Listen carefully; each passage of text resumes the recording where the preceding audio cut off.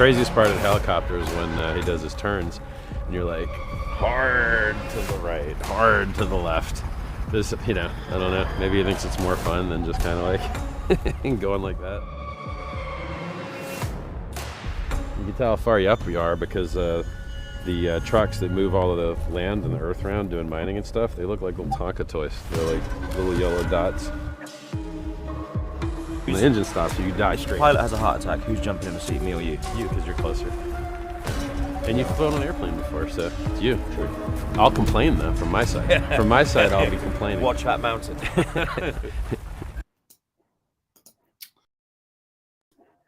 Welcome everybody. Woohoo! All right, second live stream, of course.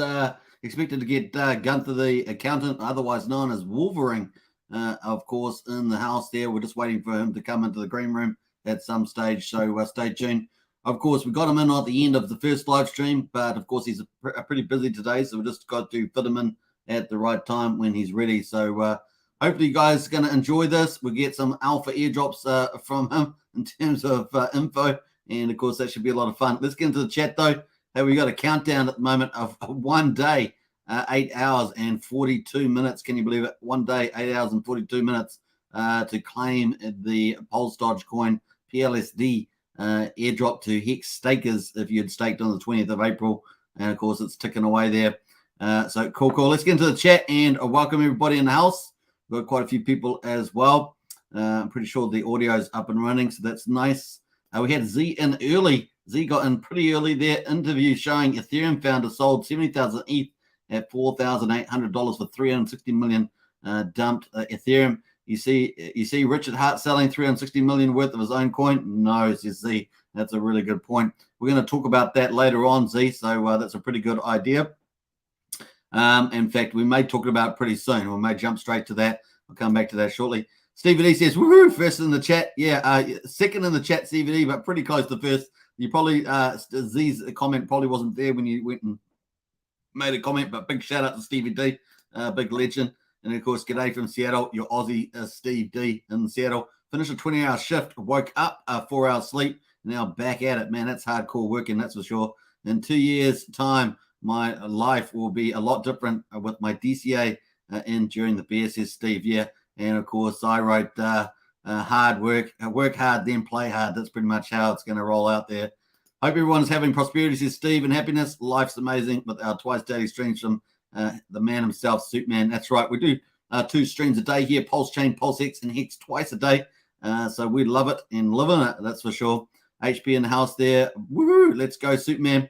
And of course, Stevie D, thanks, man. Likewise, right back at Stevie D. Z says Gunther may or may not like Vitalik and dump his bags. Regardless, it's his own money. He can do whatever he wants. No biggie with the PLSD whale there. We'll find all that out from Gunther, hashtag Wolverine, as soon as he drops into the green room. We got Crypto Tycoon as well. Woohoo! Good to see a Crypto Tycoon. What else we got? Got Wookie in there too. It's time for Super Duper Man, says Wookie. I like the way you talk there. Man, that pumps me up big time. It's time for Super Duper Man. I like that. D Hex is in the house as well. Woohoo! Good to see you, D Hex. We got it's now in the chat as well, blasting out the emojis. Man, that looks pretty impressive there. Not an out boss. We'll catch you on the other side there, Brian. Good to see you in the house. Of course, a special welcome from me. Welcome. CJ in the house as well with the party bags. Like that, CJ. D Hex says Pulsechain Hex Drone Mexicans. Yes, says D Hex. And of course, Z says Richard Hart is the greatest person in the galaxy, hands down, says Z. Yeah, the galaxy. I like that. Oh, the Earth, the solar system is in between the spiral arms of our galaxy. And of course, that's a cool place to live, right? Cool place to live, right? We're away from the radiation and the arms, right there out in the middle. That's a good place for us to survive. It's almost like it was meant to be, one could say. Hint. All right, Joanne Gonzalez says in the house, morning from Gran Canaria. I love it, Joanne Gonzalez. Man, it's your tongue. The name rings off the tongue. Such a cool name. Hey, awesome stuff, D Hex as well. Let's go, Hexkins, Pulsexkins. And Hex Drone Mexicans, says D Hex, pushing that one out nicely. Sam and SB's in the house. Hi, all. We'll catch up on early morning, Suitman. Hey, appreciate that, Sam. Catch you on the other side at Hex Token channel member, which is awesome. Good to see Sam in the house. And Paradise George, what's up, Tony B? Richie here. Nice one, Paradise. And Craig's as well here. Good morning, good evening, Superman. In Denver, Colorado here. Awesome. We got people from around the world. Let us know in the chat if you're watching. Let us know where you're from. That's pretty cool. We always like to hear where everyone is from. StakeX says you said you were starting another channel talking about geopolitics. Sounds interesting. Any more details? Yeah, I'll get that out to you, StakeX, because obviously I try to keep this channel as close as I can to crypto. Occasionally I do drop a few little things, but other than that, we try to keep it close, as focused on Richard Hart tokens as much as possible. But I'll definitely I got that channel up and running. Actually, I'll talk to you more about that later, StakeX. Good idea. And of course, I got the vlog machine with the gimbal, so we'll be doing some vlogs coming up. Paradise says, "Keep up the lives, mate. Hey, appreciate it, and we'll do." All right, so let's actually we're waiting for Wolverine hashtag Gunther the accountant to come in. So we'll just we're going to jump over to the update from Liquid Loans. So we're going to have a look at a couple of updates until we get Gunther in the house. Obviously, Liquid Loans, obviously the biggest third-party debt, $51.6 million sacrifice. We're waiting for the sacrifice and user interface testing on Pulsechain. And we're excited about that. The big news today, of course, was Just Ask Jesse at the top here has actually pretty much resigned from Liquid Loans. He was, I think, the growth manager, growth and adoption manager for Liquid Loans. He's obviously super knowledgeable and, of course, much appreciated by the community for his contributions. And, of course, he's also supporting some other projects, so he's going to be more free to do that as well. So he's got a good relationship with Liquid Loans, obviously terrific relationship. We're pretty much going to be out there doing some of the other things that he wants to do in terms of growing some of the other projects on Pulsechain and some of these involved with. So that's good to see Just Ask Jesse. And of course, we've got a little video clip of that, so we're going to watch that for a few minutes.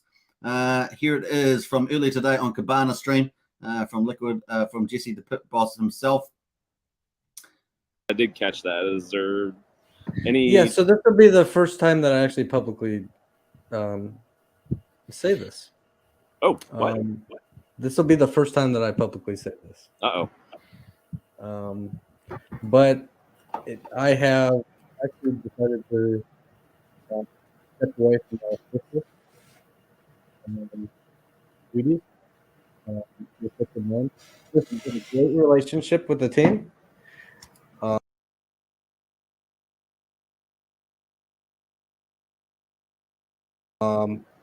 They're always going to reach out to me. I'm always going to reach out to them.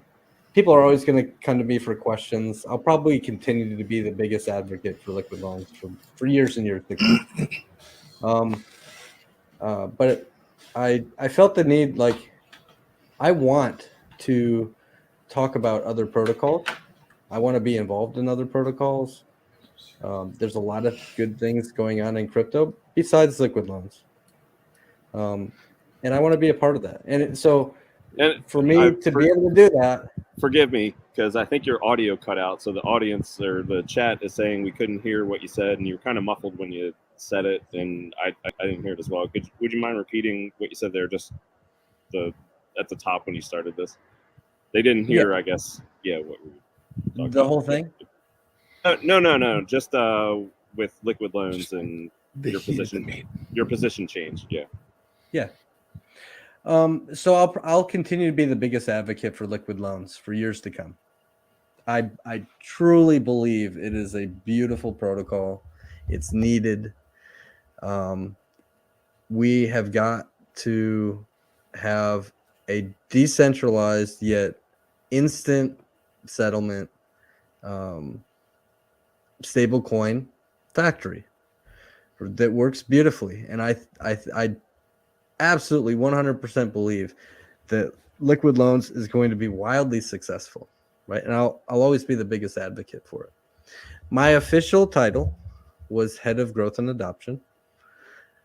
And I just felt there's other protocols, there's other things in crypto that I want to pursue and that I want to talk about.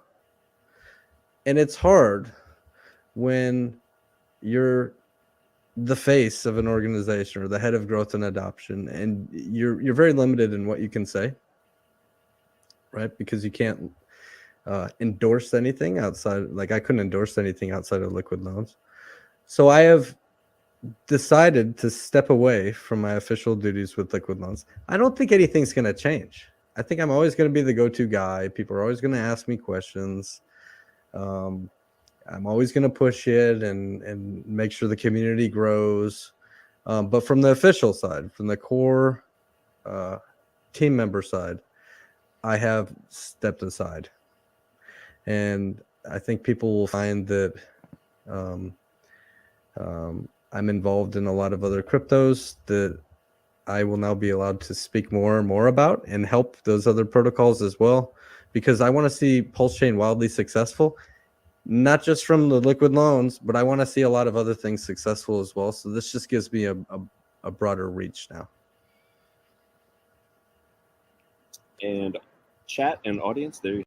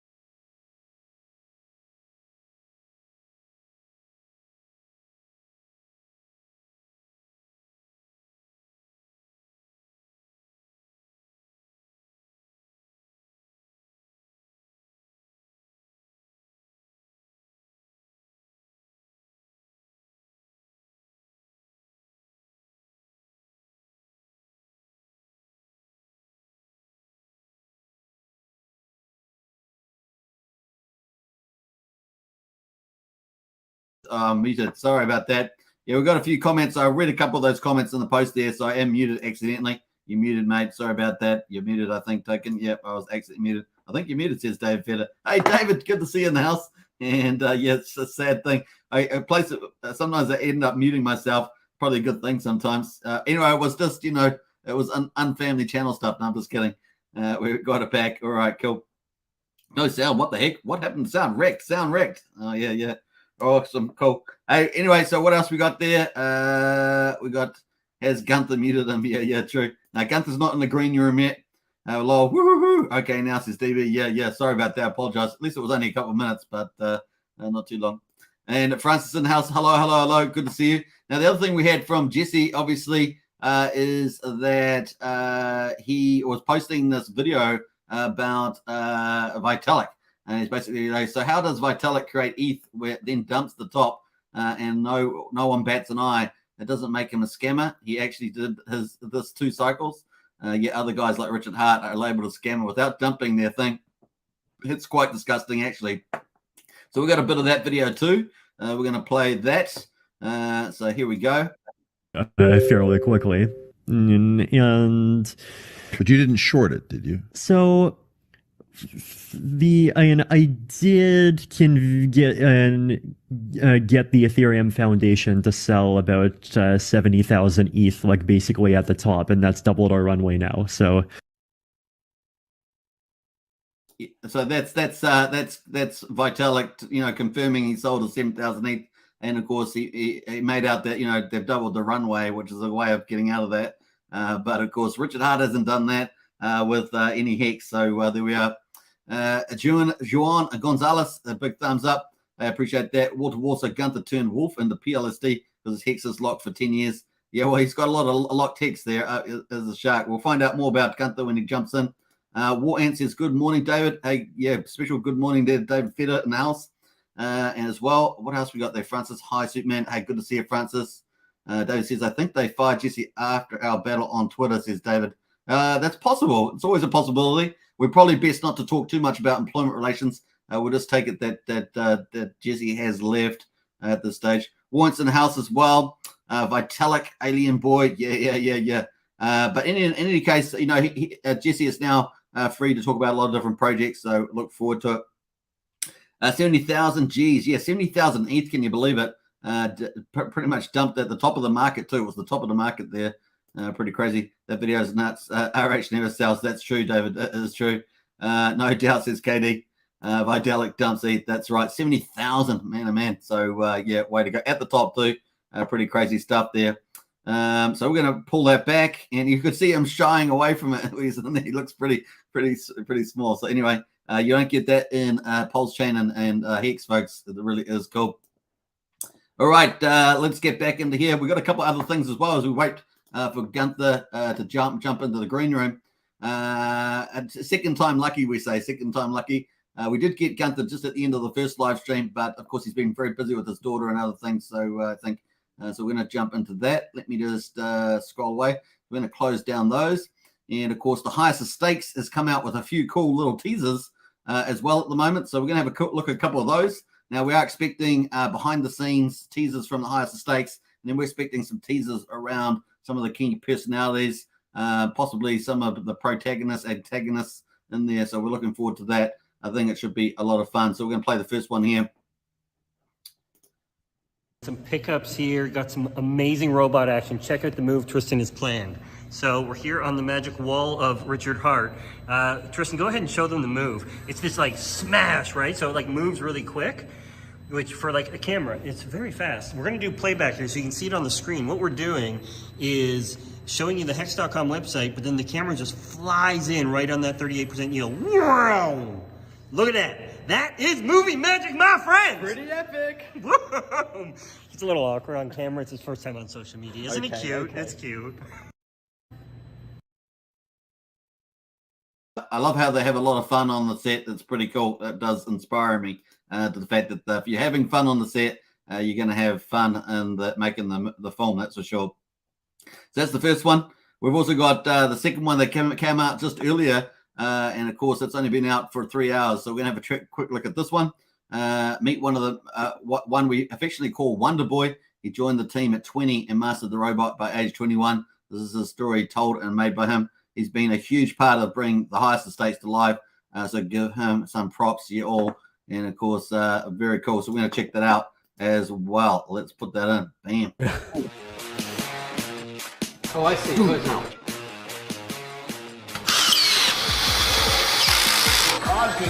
Okay, so October 2021, I packed my life up and moved to America. 6 months later, I'm on set working with a $150,000 robot. I'd never operated one before, nor even been in the presence of one. And as a filmmaker by heart, this was super exciting. Now, did I think I'd just pack my bags in Australia and waltz onto this set so quickly? Absolutely not. All of this happened so quickly. I usually stop and think, how? How did I go from living a simple life by the beach to working on a younger self's dream set? One thing the robot taught me is we are only limited to what we think we can do. In the reflections on it to make it so. We just do it this way. I'll tell you this, over the 2 weeks working on set, it was thrilling, sometimes even scary. This piece of machinery moves quick. Overall, it was incredible to see the shots that came from using the robot. It's a massive step in elevating the production, but also made it fun and exciting to see everyone's reaction when the DP shouts, "Robot moves." If only I could tell my younger self that I'd be here today. I wonder what he would have to say. All right, so there's some cool stuff coming from the team from behind the scenes, which was pretty cool. Seeing some of the personalities. I laugh when he said his younger self because he was like 20, and then he's 21 by the time he mastered the robot there. And of course, I don't know, he's probably talking about when he was really young. So that was pretty funny, but pretty cool little shots there behind the scenes. What else we got going? We got a couple of copies in there. Stake says, cool, David Fetter, one of the smartest and friendliest people in Hex. Big fan. Yeah, me too. And Brennan says he won't make eye contact with the camera. I'm waving my finger at him. Says Brennan. Might ask Hex Toys if he could make some. That'll be a good idea. Gunther says Z. What else there? The movie is going to be amazing. David will be amazing. Absolutely. And no doubt as well. Chicken now. What else we got going? We got Hex PLSD in the house there. Check your DM, but our group. Yeah, true that. And when's the documentary coming out? Also, who's picking up Netflix? We don't know who's going to be picking up out of the top 5 streamers. And of course, we're expecting the end of the year as per a lot of the updates there for the highest of stakes. It's when we're expecting it. End of the year, maybe January. Depends on how they pick up. So just that, how they have arrangements commercial arrangements. So, but it's a very good chance they're going to get picked up first. Very good chance of it, probably. We know that at least it have one streaming to one of them already. And of course, we went through that the other day on this channel. We went through all the timeline, which is on the Highest of Stakes website. It's pretty up to date from the looks of it. So we went through that in detail. Pretty cool.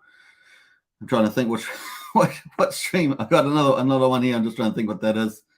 Pretty crazy, but that's kind of where we're at there. So that's some of the stuff there from the Highest of Stakes as well. And of course, we've got coming up is within the next day is a big interview with Richard Hart and of course Kitco News and David Lin. David Lin is excellent, my favorite interviewer in crypto, and does a marvelous job. And of course, last year, Richard Hart's interview with them did over 300,000 subscribers. Now, the thing since then, of course, a year ago, is that Kitco News is even bigger. I think they're heading up towards 500,000 subscribers on YouTube. Obviously, Richard Hart's social media is way bigger, over 140,000 on YouTube, almost 250,000 on Twitter, and of course, a huge on Instagram as well. And of course, you can imagine we could quite easily get over 1 million views. And no doubt the Pulsechain and Hex community, content creators, everyone in the community will be spreading the word about this interview as we keep going more viral. We already had Fox Business News. That was pretty awesome. And looking forward to more and more of this sort of stuff, Kitco News and things like that. So it's going to be a lot of fun. Had Hex Beans in the house. What's up? Good to see Hex Bean. The interview was lit. Says Hex Bean. Yeah, it was really good. And we've got Ryan Lopez in the house, man. Always a pleasure to see sup family, says Ryan. And Dave says, funny story. I was the one who hit up David Lin to book RH, and he said yes for the first interview. No joke. Awesome, David. We appreciate that. Big shout out. Well, look what you've started. You've sown a seed last year, and or at least if you're talking about this year, and of course, how much bigger is it going to be? Is absolutely going to be amazing. We could get over 1 million views on that. That's a huge reach in crypto. And of course, that's going to put in some buy pressure into X, isn't it? Because people are going to look at it, and of course, up and to the right. So awesome stuff, says Brendan as well. Nice, says KD. Very cool. All right, so cool. Let us. I think I actually deleted my other stream there. So I'm going to remove that. I've got to pull in my stream now. Actually, I think I've got it on that one. So that's cool. So that is coming up, folks. And they actually haven't scheduled it on Kitco yet. But I imagine it's going to be scheduled, probably within the next 12 hours or so, and so forth. So I have checked YouTube and Twitter before the live stream. There was no update there. Cool. The other thing, of course, is that T-Shares has been trending on Twitter. It doesn't show up on this particular one, but T-Shares has been trending on Twitter in the last hour or so. So if you're out there tweeting about T-Shares, definitely get out there. A Pulsechain Hex game here. When Hex emerges strong from this bear market, the world would have no choice but to buy Hex and accumulate T-Shares. So Hex T-Shares is trending. We had Richard Hart trending. We got T-Shares trending. It's a pretty good place. I mean, we really are starting to take over crypto. Don't you sort of feel that? We're just starting to take over crypto, and Pulsechain's not even out yet. I mean, imagine when Pulsechain launches up. It's going to be absolutely insane. People just are going to go crazy. And we know many big YouTubers have also sacrificed for Pulsechain. It's going to be absolutely massive. So we're already doing that with Hex. So it's going to be a lot of fun. All right, let's get into the markets as we wait for the Wolverine to jump into the green room. David says, hey, Ryan, we've got Sandra in the house. Hey, family, good to see you. Yeah, I was shocked. It was so easy to get him to say yes. Nice one, David. That's really cool. Was that last year, David, or this year? Let me know in the chat. We appreciate it. Yes, should come out in the next 20 hours or so, I hope. Yeah. And, of course, David Lynn put out on his Twitter a request for help around that. So we talked about that earlier, didn't we? So definitely check that out. Mr. Froz from India is in the house. Hey, Mr. Froz. Like I say, we've got people from all around the world in our community. Good to see Mr. Froz from Calcutta, India. Big shout out. Hey, Ryan Lopez in the house with the $20 super sticker. Well, I have to do the Superman bow down. This is how cultural thing on this channel is to honor back there, Ryan. Appreciate it. Big shout out. And of course, Ryan is traveling through Southeast Asia at the moment. So big shout out to him. If you haven't subscribed to this channel, definitely check it out. Last August, says Dave Fair. Wow, that's amazing, David. Yeah, well, these are big. They're all getting bigger, aren't they? The real winners get bigger and bigger, and we like to be in the winning team. So cool. Very nice. All right, let's get into it. And special thanks to Ryan there for super sticker. Now, while we've got the markets at the moment looking pretty beastie boy, and of course we've got Bitcoin 23,186 up 9%, just threw off the interest rate rises. We have got GDP numbers come out. I don't think they're out yet. I think they'll be coming out by the time I wake up tomorrow. They'll be out probably another 12 hours away or something like that. I'm not exactly sure the time they're coming out. And of course, they'll probably confirm a technical recession. We don't know. Might be a small growth, might be slightly negative. We'll find out. That's the next big thing coming up. But we've managed to bat away the interest rate rises. And of course, the Feds basically said we're going to have a bit of a softer idea up there. But of course, the countenance, of course, is if we've got 9% inflation. If inflation continues to stay high, then the only way they're really going to deal with inflation is by making interest rates higher than inflation. That would really be crappy for the economy. And of course, we wouldn't have a soft landing in the economy. We'd have a hard landing. And of course, so there is a problem there. The other side of the course is some people say this is monetarily driven. In other words, with all the money printing, we certainly know that that's gone into assets. But many others say that it's fiscally driven. And of course, many of those big COVID checks in the US and other fiscal spending, which is huge, in the US has contributed to this as well. On top of that, of course, we've had supply chain issues, food stores being blown up and on fire or something, things like that. So there's been a lot of mixed bag stuff going on there if you add in all that. So in addition to the geopolitical stuff going on in the world. So there's lots of factors to take into account. And of course, the Fed's got some sort of theorized 2% inflation rate that they want to target. That's kind of almost arbitrary if you think about it. I guess it's kind of a low rate, but of course their target is actually to make inflation stable. So stability of inflation, no particular target. But of course now they've kind of plastered on that 2%. And it's probably because a lot of other central banks around the world use 2% as a general guide. But why not 0%? Why not 10, 3%, 5%? So there we are. And of course they use it so that if they get into recession, they can raise interest rates, right? So that's kind of where they head with that.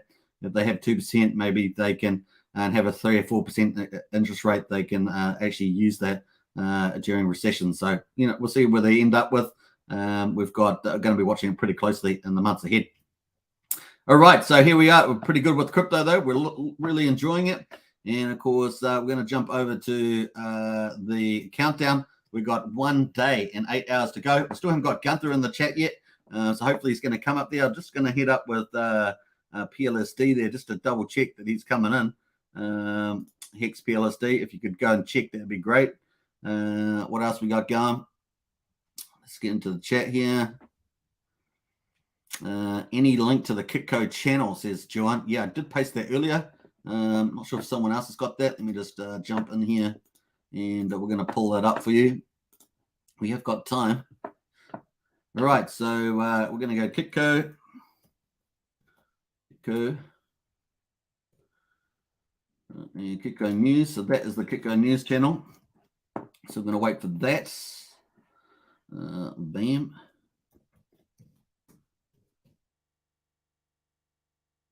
I forgot to paste that there. There we are. There's the paste there. Nice. So we're waiting for that. It should show up here on that tomorrow, or at least within the next, say, 12 hours or so. That's probably my guess on that one. We've got Brennan. I'll send it to you, Joanne. Yeah, I just posted it, so that's all right. What's up? We've got Dalb in the house there. Thank you, Breno. And of course, there is the link as well. So cool. Nice one. All right. So that's where we're at the stage. We're going to jump back. We've got 1 day and 8 hours to go. Still waiting for Gunther to jump into the chat. So we'll have to be patient with that one. We're going to get into some of the Hex chats before we get into PulseDogeCoin. But we have got green markets. This isn't beautiful. Look how quickly this went this way. Of course, a BTC really needs to go up again, right? Because we've been over 23,000 already. It really needs to keep going up and up and away. So let's see where it gets to. All right. So we've got Hex at the moment at 4.7 cents. The high for today has been 4.95 cents. Pretty awesome. We love this candle. And of course, this is on Dex Tools here. We've got the right in the top of the Bollinger Band now, which is nice. Super good trend reversal there with the EMA 13 over the 50% Bollinger Band, which is in red. So anytime you get that crossover, generally bullish. Doesn't always play out like we saw back here but pretty good. We're going to have a look at the DMI as well. Buyers smashing sellers. Sellers are down. Buyers are smashing up there. So looks like we're going to have a good period here as well. We'll see how the GDP numbers impact the market. If they are severely bad, like not just 0.5% decrease, for example, but maybe, but worse, maybe 1.5%, that might make the market go red tomorrow. So we'll just have to see how it goes. We know it's going to be volatile. So far, the market's batting it off. And of course, expecting possibly mistakenly expecting the Fed Reserve to cool off the interest rates after September, maybe have one more decent rise at 75 basis points, and after that ease off, which could be a big mistake because inflation may not recede that far. So we'll see. May not come back from 9%, may stay up elevated at that levels, which is reasonable to expect at this stage. That's kind of there for the Hex chart, of course.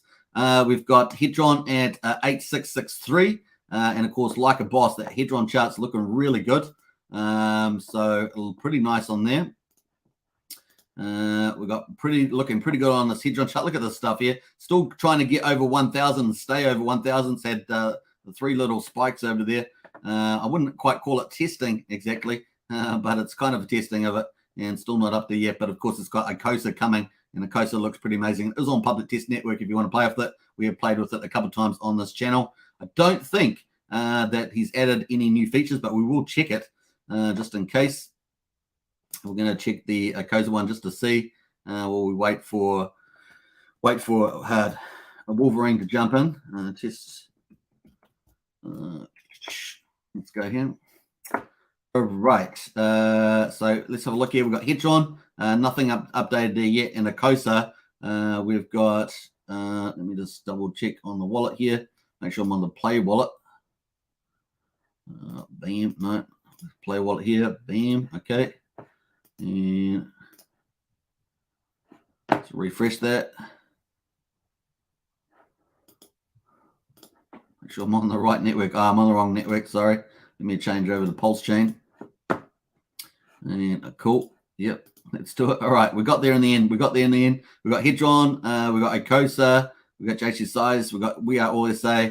No, this doesn't seem to be activated yet, so nothing really changed with there. So we're waiting for this HSI buybacks. I'm not sure if he's going to. I presume he's going to activate that because it will be a full testing. And of course, we haven't got the Hedron page, which is not a biggie. It's really the Psychosia page, which is the main one. So that's looking all right at this stage. We've got our stakes in there. We've got a couple of NFTs we put in We Are All the SA. I reckon that's going to be a lot of fun to watch that. And of course, we've got Hedron staking and Acosa staking there. But the only way to get Acosa in the first 30 days is to sell some HSI stakes, but we can't do that at this stage. Cool. Let's quickly check that. So that is a Hedron looking good. And of course, that's well on track, right? Public testing on Pulsechain, that's bullish. So we're excited about that.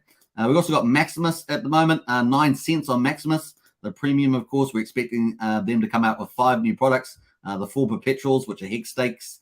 And of course, then on top of that, we're looking for the team token as well, which is going to eat up some maxi supply.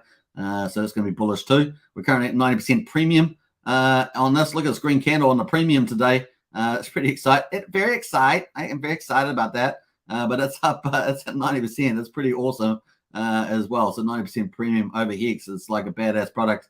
Obviously, the reason had a big seller here, 2 million got sold. So that's why a bit of trauma. That always causes some trauma for a while in the chart, but it's starting to recover here, as you can see. And of course, the Maximus is coming up too. Waiting for public test network. If that code's finished, I think they're doing private testing, and of course, looking forward to a public testnet there. And then, of course, we'll should get some audits and an announcement, and then the minting phase, and away we go. Potentially bullish for August for both Icosa and both Maximus, obviously subject to the team's announcements, but looking good for that sort of time frame. Cool. Let's see in the chat here. We've got a couple more comments. We're going to get into PulseDogeCoin's soon. Hopefully, Gunther's going to come in this time. So hopefully it's going to happen. Let's have a look here. Let me just jump through some of these. We've got David says, Icosa Hedron staking on testnet is working good so far. I clicked all the buttons and it worked. Yeah, it's looking pretty good to me too. And lovely, thank you. I think there was a couple little decimal place issues that not obvious. Some people have given feedback on that. I think that's probably about it. Joanne Gonzalez in house, lovely. Thank you. You're welcome. And Gunther, last thing 2 hours ago, it's 2 a.m. his time. Hopefully he has set his alarm, says Hex PLSD. Hey, we might end up not having him today. That's always a possibility. So just have to we have to wear our big boy pants on and just expect that it is. He's had quite the day, busy, and unfortunately sometimes things just don't work out. Hexbean says, do you think Richard was right? Will BTC reach 10,000? That's still in the game, Hexbean. And of course, we've got the Federal Reserve's going to do monetary retraction. We've got the only offset to that is the fiscal expense is still going strong. So that may play in its favor. But of course, interest rates rising. And it could, if they're trying to pursue inflation, if inflation stays elevated, then the only way to deal with that is to do those two things. There are 4 different mechanisms, but those are the 2 that are really big. And of course, I don't see any retraction in the fiscal spending from the current administration. So that's likely just to be a bullish thing. It's a bullish thing, but it does push inflation up. But not too worried about Bitcoin. So yeah, that's still in the play. We're still in a bear trend, and sometimes they get protracted. Like we had 2 big falls, 14,500, then 12,500 within a month of each other, and then it's sort of we could have this long sort of tail that pushes us down to that mark. So still not out of the woods there. But that being said, Hex of course looks particularly bullish because of Maximus and Icosa coming up as well. So I'm feeling pretty good about that. This feels like a sucker's rally to me. Yeah, would agree with that, David. And can you change the length of your stakes with Icosa and Hedron on the testnet, or is it default? You can add to your stakes. You can do that. What else? It's been a very full on with the PLSD, says Hex PLSD. True that.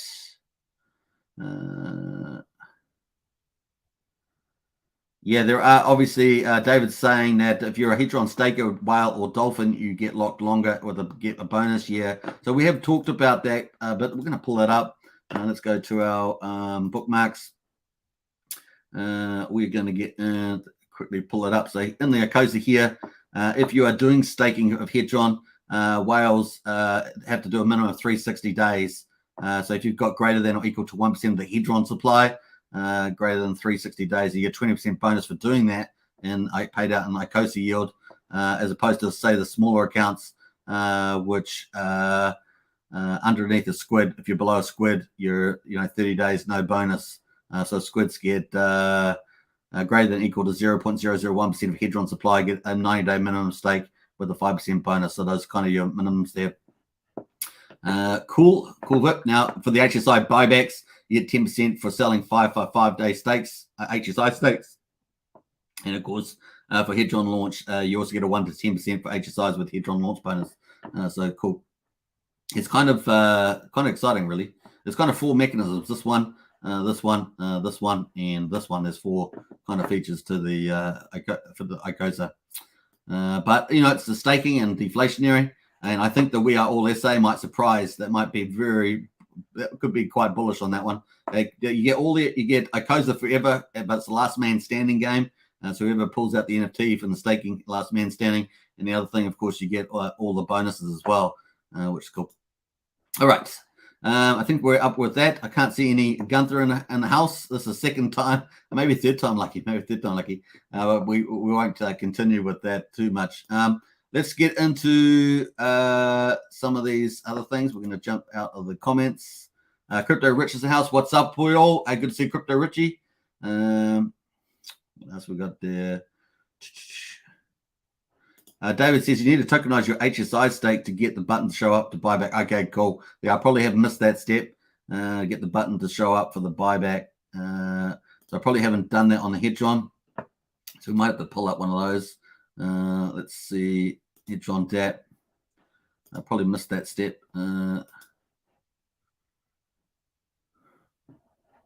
Which one should we take here? Take this one here, I guess. Tokenize. Yeah, I didn't do this step, so good observation there, David. Let me pull that up. Bam, bam, bam. All right, so cool. We're waiting. Cheers, everybody.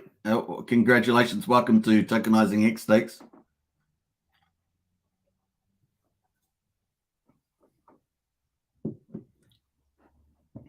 Looks like that's done. We might have one now, so let's go back to the DAP here.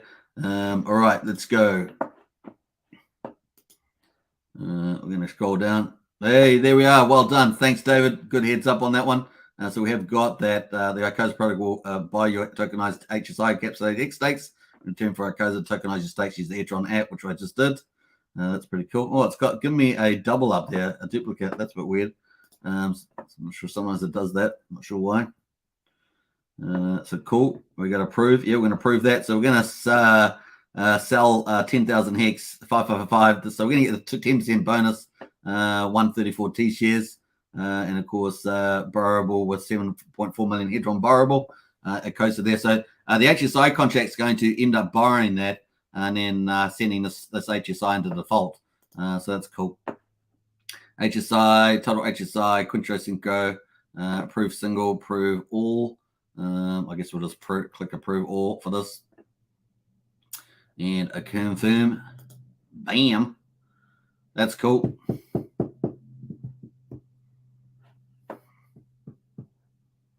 Waiting for that to go. Waiting for it to go. Just one moment, caller. Just one moment. It's going. Let's expand the view. You can see that it's processing. Set prove all. There we are. It's done. Bam. And there we are. So cool. We got to prove that and then we can sell it. Okay, we got to prove it and then sell it. That makes sense. Just like we have prove the NFT. What is all SA? So we're going to confirm that. Bam.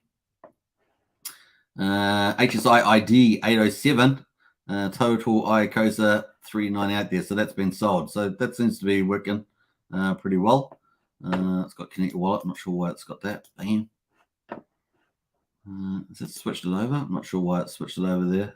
We're down to 5 now. We had 6. We're down to 5. And of course, we got the ICOSA. I guess we got ICOSA there for that. Cool. Okay, done. All right, so we got some COSA for that. Nice. We got 10% bonus too. So very good. All right, that's pretty much that. Bam. David says, otherwise it will never show up. Yeah, it did not show up. So when I first did it, David, I missed that step. So because I had already thought that because I'd made the HXI stake, I didn't actually think about going the next step there. The calm before the storm, says Rocket Mob. What else? Superman, check your DMs, please, on Twitter. Let me do that. Bam.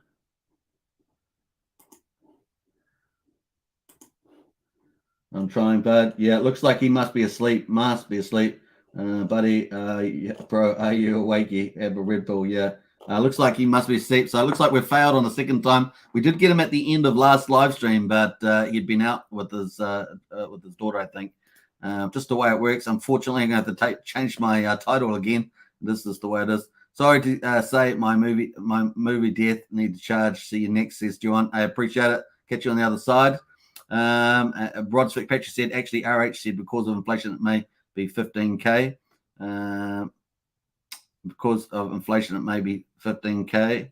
Yeah, I remember him saying something around that. I thought that he was referring to the fact that people, not to do inflation, but the fact that there was more players, institutional and other players in the game. That's what I thought he was saying there, Rod. Happy to be wrong about that, but I'm pretty sure the inflation doesn't really make much sense in that context. How to stake Hedron? Yeah. Stake Hedron. And then, of course, small consolidation, but Pulsechain is in the house. Good to see you. Consolidation, that's funny, Pulsechain. It's good to have you, man. Perfect. Now you can stake the ICOSA too. Yeah, done that. Cool. That's about it for now, other than the NFT pool. Yeah. So we're actually looking all right for that, for the ICOSA. What's it? You're balling with all that ICOSA yield, says Brennan. Yeah. $52 per ICOSA. Is it really? Oh, man. We actually made a huge profit, right? Because we bought a whole ton early on. So Brendan and I, we were playing around on a PulseX, and we were actually playing around, and we actually bought a lot, I think. We've been playing around with it, at the beginning. What else we bought? We bought a ton of Hedron, I thought. No, we've got much Hedron? No, we haven't got much Hedron. We did have a lot of Hedron. ICOSA there, 610. And of course, I'm not sure what the trading pair is. Let's go to the info. I'm going to check out the old ICOSA.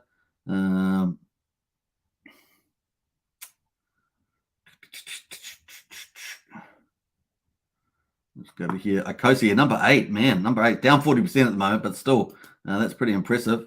What's the top pairing? USDC, 6 million there. So yeah, let's we've got our trade there. Let's have a look. Let me have a look here. Hey, it looks like we may. It looks like we might be in luck here. Let's bring this up. We've got. Let me just jump here. Just one moment.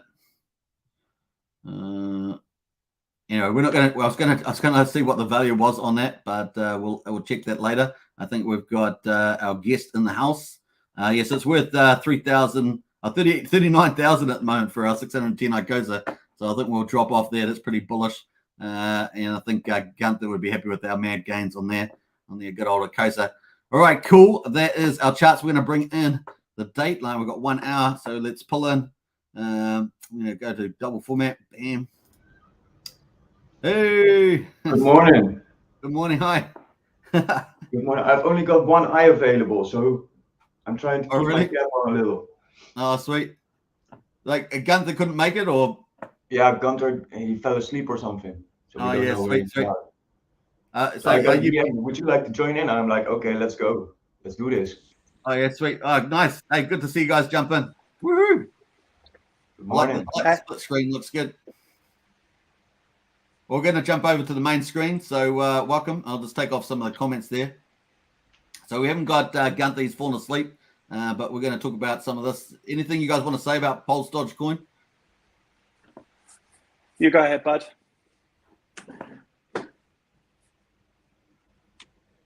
Bring it, PLSD. How about that? We'll start off here. It's probably a bit easier. So it's the last day of claiming today, as everyone knows. Gunther, sorry about Gunther. So apologies. I mean, we're just going to literally step in because we just don't want to, we just want to sort of come in. He's been so busy yesterday of all days on these Twitter spaces. So I'm sure. I mean, hopefully he might still come in. But yeah, I mean, look, it's there's so much happening. This is just phase one. Phase one ends literally in 24 hours and a bit. Then we start phase two, which is the staking phase. That's been a little bit no one knows really, apart from the founder, really, what exactly is going to happen. All we know it's going to be great. All we know that we don't actually know what the token is as of yet. It's extremely exciting because, as you know, there's only a scarce supply, and there's so much money being pumped into this now, and what we're trying to get over is that Hedron hurdle with Gunther. He's come onto countless live streams telling everyone, not necessarily justifying, but telling everyone, how it was, you know what I mean, and why he chose that action. And we're going to try and separate ourselves now from that and concentrate on obviously going forward with PLSD. So there's so much, and there's some serious people in their hexagons, that is serious hexagons, that are involved with PLSD now. And we're all part of one big community. We really are one big community, and we all want every project to do well of our sort of ecosystem as such. Yeah, well, it's definitely got a couple of really strong pump mentals, hasn't it? With the, as Rocket Mob says, 6 million coin supply. It looks like where it's going to end up approximately. So that's definitely a big pump mental. I know that this is just phase one with the launch, phase two with the staking and deflation. Do you guys have any insights around that at all? No, we know just as much as you do. At the stage, right. Well, let's jump into some of these charts, and maybe we can talk a little bit about these. Obviously, with the price here, it's looking pretty incredible. Let's get rid of that comment there. These prices are looking pretty amazing with the $4.45 at the moment. I just keep stacking up, keep buying. Yeah. We've had 88 buys in the last 24 hours, 99 sells, 250K volume. So the volume dropped off a little bit there at the moment, but it's early days. 30 buys, 35 sells in the last 6 hours, 76K volume, and 5 buys in the last hour. So it's kind of looking a bit more positive there, 7,200. So looking good, 440K liquidity, 24 million market cap. It's looking like it's going to break out. And if you look at the sell orders, mainly are free claimers, like 100 PLSD, 25 PLSD, like the basic numbers that were free drop to people. Yeah. So they've actually been actually jumping up, on the old free claims. Yeah. So I just noticed that we've been checking most days. I think today it's kind of jumped up. We're getting a lot more claims. You know, look at these little crabs coming in, 100, and 100 here. So lots of crabs coming in here. What's this? Little shrimps here, 25. I'm not sure what the 12. I can't remember what the 12 are, but they're pretty good. Let's actually, I think we're going to go back to the main screen there and then look down just to double check that those are all correct. I'm pretty sure. Super sharks, squids, 750. Tinker turtles, 265. Cool crabs, 100. Shy shrimps, 25. Yeah, so I got all those right. Silent shells is the one I couldn't remember. So yeah, looking pretty good there, and it's definitely picked up with the claims. So we are getting a bit of a surge in the late claims, but I still don't think it's going to get over, probably get over 6 million. I think we've still got 100k spare with the 50k burn. What do you guys think? Well, from my experience, what I saw yesterday in main chat, people with the Staker app, they had a lot of problems claiming their free PLSD, and now they're getting to the point like David Feeder's video, for example. Abit made a video, I guess. And people are finally getting around to the workaround where they can claim their Staker app, like with the Gnosis wallet, and it's difficult. I had the same problem from you. But thanks, David, for your awesome video. Yeah. He's a legend. Yeah, it's good to see you both on the chat, by the way. War Ants and PLSD. And I know PLSD's been working hard behind the scenes there, trying to arrange these. So I do appreciate that. And I do understand, that Gunther's busy and things happen like this. So that's all good. Gunther should have had a Red Bull, shouldn't he? Really? Hey? He probably should have had one of Richard Hart's Red Bulls. I don't know if it's one of Richard Hart's Red Bulls, but a Red Bull, yeah. We got PulseDoge in the house. Bought yesterday and bought today some PLSD. Nice one, PulseDoge. Yeah. I think there's quite a few people accumulating. We've had really, 30% claiming is really good claiming. Even if it's an airdrop, it's still very high, I think. So that's pretty cool. Yeah, and seeing what it did. We started at $1 value with 50k liquidity, and it just took off. It really there's benevolent whales. There's people supporting the project. Like myself, I made this for Mr. Gunther. Nice, yeah. Well, it's definitely setting up. It's definitely setting up to look like the meme coin. I mean, there's a lot of competition in the meme space because we cover quite a few of the charts, but it really is looking like it's going to be the big one in the room, as it were. It's looking really good. Agent Hex says I bought some too, so nice one, Agent Hex. That's pretty cool. So yeah, let's just jump into this chart here. Maybe this is useful. You guys know the background of this? This looks like the all-time high price for Bitcoin. Do you remember the survey coming out? Yeah. So it's some people are 10 years. Some people are pretty bullish, 22% for 3 years. So that's pretty bullish. 1 PLSD. Hey, there's only 6 million coins. You still need quite a bit of economic energy to come in to get that, even with AMMs. But it's an impressive vision for possibly where it might go to, as long as the whales stay intact. That's probably the big question I have, and that's always going to be the question that people will be asking. I don't have a crystal ball and no financial advice given, but from my point of view, I think we can do triple digits in no time. Yeah. I did see no crystal ball, no financial advice. Sure. I can definitely see that potential there. The one thing I was going to say is that I did see someone who I do have a lot of respect for, give a $24 target in the near term. That seemed, if the whales stay together, that seemed reasonable to me. So what do you guys think about that? I think the fun will start once everyone's finished the claiming, and we go into phase 2. That's when things will start to pick up. So that's really what we're looking at now. Yeah, and so have you guys? Because I don't follow all. I try to do my best to follow the tweets, but has there been anything about timing there around the staking coming up? Because obviously it's super bullish.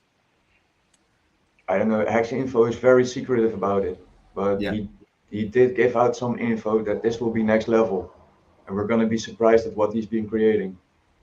He keeps his cards really closely to his chest. I don't even think Gunther knows as of yet, really. No. The full. I don't think he knows either. A few of the others, no. Yeah, I'd be surprised if he knows. He may. I don't know if he's got that sort of level of feed through to him. There's probably an inclination of some kind, but that's about it. But as far as the finer details, nobody knows apart from Hex Info himself, and that's how he works, really. Yeah. But we've got full faith in what he's doing. Hasn't he alluded to something secret that's coming as well? Hasn't he teased something about there's something else within that staking ecosystem or something that's kind of mystery? I thought I saw a tweet or something that had something around that one of his tweet comments. That was just recently, so I'm not sure. Possibly he puts things out. He puts things out there, but yeah, I mean, look, we don't. No one's the wiser. I think personally, we're going to hear about this tomorrow, or once the phase is ended, so the 29th, we should hear about it. I think so. I think it will roll into the next stage. Yeah, I would agree with you. I think he's going to hit it hard going out of the gate. Now, do you think that the staking is going to be interacting with the BA address? Do you have any feel about that with the benevolent address? And it's going to get about 250,000 at the moment. 250 million. Sorry, 250,000 at the moment. PLSD. That's right. They will get that. I don't know. Again, we're clueless as to what's going on. I mean, what we do know is there's a lot of diamond hands in this group. In this, with us all. Yeah. The other thing is that the holders has been climbing. So I think I've just off the top of my head, I just watched it climb from 12,000, 13,000, 14,000, now over 16,000 holders. So it's definitely getting people attracted to it, and a couple thousand people is a lot of people. So Hexagon says staking should be time locked. Yeah, I'm sure. Maybe. Warrants may know a little bit better in regard to that. I think he knows the tokenomics side of things better than me. I'm more the marketing side as such. Well, I think Hex Info is keeping his cards to his chest so people won't game the system, because we know there's an incentive token coming. And that's all the info he gave out, so people won't game the system, in advance. Cool. Stacey says PLSD will be $10 by Christmas, and Rocket Mob says game theory is pretty cool for a free airdrop. I think so too. I think it's kind of been a surprise to the upside, if you ask me. To be honest, when I got my free claim, I was in a little rough spot in my life, and I just used the PLSD to refuel my car. And a week later, my salary came in, and I was like, man, I got to get this token back. And I just immediately, as it was like Hex Info came to me at the right time with this free airdrop, and a week later, I could give back to the community. And I just started buying. And that's all I'm doing. I'm staked 5.55. I've got a nice staking letter coming out for myself. Yeah. But basically, every token I had liquid, USDC, ETH, all went to PLSD. Smart move. Same here. I mean, same here, Superman. I mean, obviously I got the airdrop as well, with my stakes and I did, and I think it was what was it? It was about $2 or something like that when the time I claimed it. And I thought, oh well, look, I've quickly sort of doubled up on it. I'll swap it for Hex, and I swapped it for Hex. And then the next day or a day after, a very good friend of mine, who's actually a whale, not Gunther, another one who's a whale. He texted me, asked me how I'm doing, this, that, and the other from Hex. And then he told me all about PLSD. He told me about the tokenomics. He told me about what we got in plan and all that sort of stuff. And that's how I got involved. So, my first free bit, I swapped for Hex, which is fine. You know what I mean? Because I got, Hex, bottom line is I'm a hexagon. And although I didn't get in right at the beginning, but, with PLSD, I am now at the beginning, so this is an opportunity for us all, really. Yeah. I do say it's looking very good. I mean, it's looking very good. Obviously not investment advice. You got to do your own due diligence, but no, exactly. We're just having a discussion about it, but it's just definitely stacking up very nicely, even for the whales themselves, if they hold the line. For sure. Then the only advice I can give to people that are buying PLSD, be careful not to get front run by the MEV bots.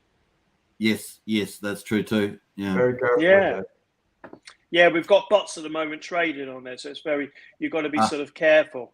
You know, Uniswap's probably the best thing if you don't want to buy or swap or whatever it is. Use Uniswap because it has the most liquidity and the two pairs. Anything else, we've been hearing of, slippage and all sorts of stuff. Right. And there may even be in the main chat some people willing to trade OTC with you. Okay. Cool. We've got our Telegram group. Perhaps we'll put our Telegram group on the go for it. I don't know if any of you. I don't know if PLSD you've got a link there. I'll let me just jump in here. Let me just get in here. Hex PLSD. I'll just make you a moderator. So welcome to the team. Bam. Okay. There we are. Cool. So you'll be able to post a link in there. Cool. What else do we got? We've got a couple comments in there. These legit airdrops, free airdrops are pretty on fire. Yeah. Well, hey, welcome to the Hex ecosystem, man. I mean, and Pulsechain as well is going to be like that. What other ecosystems get so many airdrops? This is crazy. I think we're up to eight on Hex or something like that, maybe even 9. It's pretty crazy if you've been. What White Dude said right now is very important because this is a legit airdrop. We have some airdrops going on past week. Please do not interact with it, guys. You'll get wrecked. Yeah, there are a few. We saw a few scans a couple of days ago. We did highlight those on this channel. Be very careful. If David or other reputable people from the community says that it's safe, then only interact with it. Property Review says PLSD is nice work. Nice. Yeah, it's true. Pulsepeter says I better hurry up and buy some more, says that Pulsepeter. That's hilarious. Your FOMO is real. Well, we've got this one here too. So this was from Hex Info today. Just talking about the epoch. Is the exact time the Pulse Dodge claim function is active till. After that, there is just a public callable OABA mint tokens, which we're expecting about half a million at the moment. Then the max supply is set in stone forever, so we're probably looking around 6 million, given that it's probably going to be a bit of a late run in the next 24 hours, because we have got how many hours to go? 1 day and 7 hours to go, so it's counting down. And we're already seeing a bit of a lift in the claims. So yeah, and how many holders we got? 16,423 holders, so it's just up a tad. But that's looking pretty good. The whales holding 1, 2, 3, 4 of 5, 6. This one here is the new one that's coming to this spot, and the rest of them look pretty similar to before. So pretty cool. So do you guys know who these wallets are at all? Are there any of them doxed? So you mean like the top 5 or something, the top 10 wallets? The top 6, I would say 5 or 6. Yeah. I know we've minted 2 millionaires so far. That's what I do know. Okay. I don't know whose wallet's who. I think obviously, yeah. I mean, I don't want to say too much, but I mean they're all. No, you don't have to say who they are. But I mean, sorry, I should rephrase. But do you know who they are? But you don't have to say them. But do you know are you familiar with any of these wallets? I've got a good idea who 2 or 3 of them may be. Yes. Yeah. I don't like doxing wallets on the channel. I just wanted to know whether you. I should have rephrased it properly, but whether you knew. I wish one of them was mine. Yeah, sure. This 260 came in and it transferred heaps of stuff into it. That sort of jumped out of nowhere the other day. Yeah, we've had an Ethereum well come in. That I know. We've had a totally non-hexagon. It's come in an Ethereum well. Well, I shouldn't say a non-hexagon because he may be, but we've got him. It was an Ethereum well, was what the general consensus was. He's come in and he bought a lot. You know what I mean? He's coming. He transferred thousands into here, and then all came from different wallets, and it's pretty sophisticated little setup from the looks of it. That's right. And as far as I'm aware, he's not actually a hexagon. As far as I'm aware, I don't know. I mean, I don't count me on that. Yeah. It just suddenly appeared at the top there, so I thought that was pretty interesting. Let me just I've got lost out of the right pair. Oh no, I'm back. That's cool. The contract so far. So what's that? Gonna grab a go for gold. Yeah, go for gold on that. Yeah. So number of claims. 24,465 at the moment. So it's looking pretty good, which is about 30%. So very nice. All right, cool. So we had a couple look at these. There's a couple of the interesting things that have been up at the moment. I don't think it's got anything else out at the moment. Looking through here. So your friend Simon, he's been doing some pretty. He's the one that I was talking about, the $24 mark there. I think PLSD has a great chance at moonshotting the community into Pulsechain run up, which I think is probably going to be the case as well. And then, of course, I love his sense of humor about sell your tokens, dump it hard as you want. He's got a good sense of humor here. I obviously there. And of course, he's just saying 3 hours ago, and it cost you $1.50 to claim at the time. That was pretty cheap to claim. What else we got going on there? A couple others. I think that's pretty much it there from Hex Info. So cool. Let's jump out of there and back into our profile. Boom. All right, cool.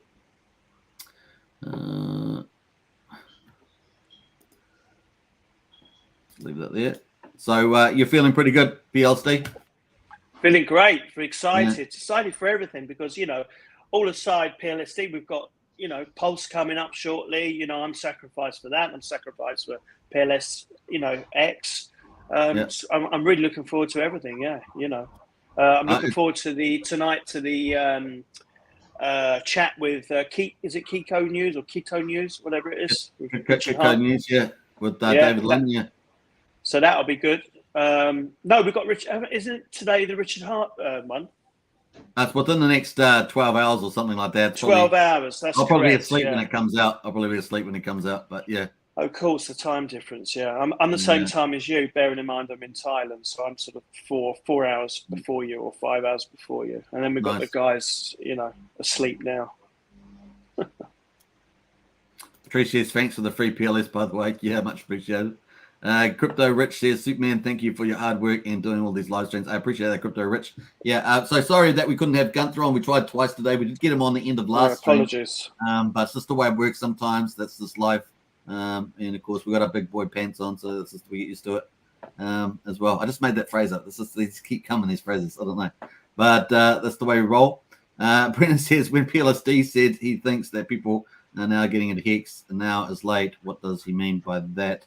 No. What I meant was I wasn't Hex is a great time to buy. 4 cents is brilliant, or whatever it is. What I mean is we're going back to the pre-days when it first came out. That's what I'm talking about. Yeah, well, Hex has had a couple of phases, hasn't it? It's had the AA lobby phase. It's had the big payday at the end. It's had the run up. It's a great time to get in. Yeah, it's fantastic. I'm buying more. I'm dollar cards. I'm DCAing more. It's a brilliant time now. Yeah. Well, the thing is, there's two things, isn't there? There's the price pullback. We're still probably about 91.5% pullback at the moment, somewhere in that ballpark. Of course, the share rate gives an equal opportunity to people coming in. Yeah. Because you just stake out. You got 200. You still got the bonuses. The share rate's going up. Better stake today. So you got those two mechanisms that make Hex, a fair out into the longer time frame. And of course, over that time frame, we can grow, right? We can grow the number of people that are in the community. So, of course. What else? We got a couple of comments in there. I used to frequent Pattaya back in the early mid 2000s. That's somewhere in Indonesia, Thailand. Sorry, Pattaya. What's that? Frequent Pattaya back in the early days. Yeah, that's about 3 hours from Bangkok, I think. I'm actually over a different part. I'm in one of the islands. Okay, nice. Yeah. DV says, late getting into Hex? I think not, no, for sure. In fact, like I say, after the big pullback is kind of the ideal phase, especially with what's coming up with Maximus and Dicosa. It's going to be pretty fun. Brendan says, okay, I agree. We're very early days of X, yeah. Still early. And, of course, if you have seen my waterfall chart, it gives you an indication of what's coming ahead. It's going to be pretty amazing. All right. Cool. Let us jump back. I think that's kind of how we up to an hour and 10. I think that's kind of up where we're up to. Anything else you guys want to say about Pulsechain, PulseDogeCoin, sorry, coming up? About the people that are dropping their free claims now, they're going to be sorry because 70% of people haven't claimed. So they're going to get some chicken McNuggets now, and they're going to forget all about the Pulsechain, the clone, and everything. It's going to be wild. It's going to be wild. Yeah. Again, no That's financial advice, but this will be awesome. Yeah, so we'll have about 6 million coins and get copied on Pulsechain, so it'll be about 12 million on both chains. But both of them are going to be flourishing, in my view. So yeah, that bodes well. You're going to have staking. The staking, as I think PLSD said earlier, is really going to be that gets dropped early. The price could do some silly things. It's going to be pretty interesting to see that. Silly good things, I mean. Yeah. All right, cool. All right, I appreciate it coming on. We're going to wrap up now. All right, guys. Well done. And a big shout out to both of you. Appreciate it. And we'll be watching this obviously over the next 24 hours. And of course, Kitco News tomorrow with Richard. Going to be a lot of fun. Appreciate it. All right. All right, fantastic. Cool. Take care. I'll see you guys again. Bye for now. See you soon. Bye-bye, sir. Bye-bye. See ya. All right, very cool. All right, so we're going to wrap up about now. Sorry that we didn't get Gunther, but it was great to have PLSD on there. And of course, also great to have, let's scroll up here, got the name, let's quickly figure, just haven't got the name up here, I had it up here, but can't remember now, but I think it was War up there and as well, so a big shout out. Very cool. What's that? Crypto Richie says, rock on. Thanks. Yeah, we will do. Thank you guys. It's DVD. I'll see you all next time. Absolutely. All right, we're going to wrap up now. I think we're going to just quickly check out. We've got 1 day and 7 hours to go. The PulseDoge coin is currently at $4.47. Look at these uptrends looking pretty good on the chart, and definitely breakout territory here. Already breaking out, really, if you think about it. And we'll see where it can go when the next 24 hours, and then obviously after launch, see what happens there. It's going to be a lot of fun. All right, cool. The BTC market's looking very friendly at the moment. That bodes well. Good environment for PLSD as well. And Hex here also having a look, pretty good chart of 4.8 cents approximately at the moment. So cool. Hedron at 870 and a 90% premium, almost back at 91% premium for Maxi, looking really, really nice. It's a good place to finish, a good place to finish the live stream. I hope you guys appreciate that one. I'll catch you on the other side. And of course, a big up says Patrice. Absolutely. Thanks for stopping by, says KD. 100% good show. Appreciate that. Hey, and big shout out to Dave Federer in the house there. And of course, it was also nice. Hey, we've got War Ants back in. Hey, War Ants. We've got War Ants back in there. You're back in, War Ants. Woo! Yeah, Wolverine is coming. He just woke up, man. Oh, did he? Okay, so we're going to get him in the house. Nice work. Yeah, nice he's work. coming over. He's coming over. From hey, how about that bonus round? I just closed down all the sites, but bonus round. We'll get into that. I'm sorry, man. I just had to break in. Wow, that's amazing. He likes to come in and make an entrance at the end. That's how he rolls. Let's have a look here. Let me just pull this up. All right, the extended live stream. We're doing encore. We're doing encore. I'll have to put encore on there now. He's going. He's walking up to his car right now. It's too early for to talk. All right. Encore. We're doing encore now. Brendan says, does anyone else think that having PLSD when the ratio trading will have a strong exchange factor? Possibly. Most likely, I would say, if it keeps holding up that way. Bonus round, says DB. Yeah, bonus round. We lost a few people. Probably thought we were finishing, but no, we were not, apparently. Bam. All right, cool. That's where we're at the stage.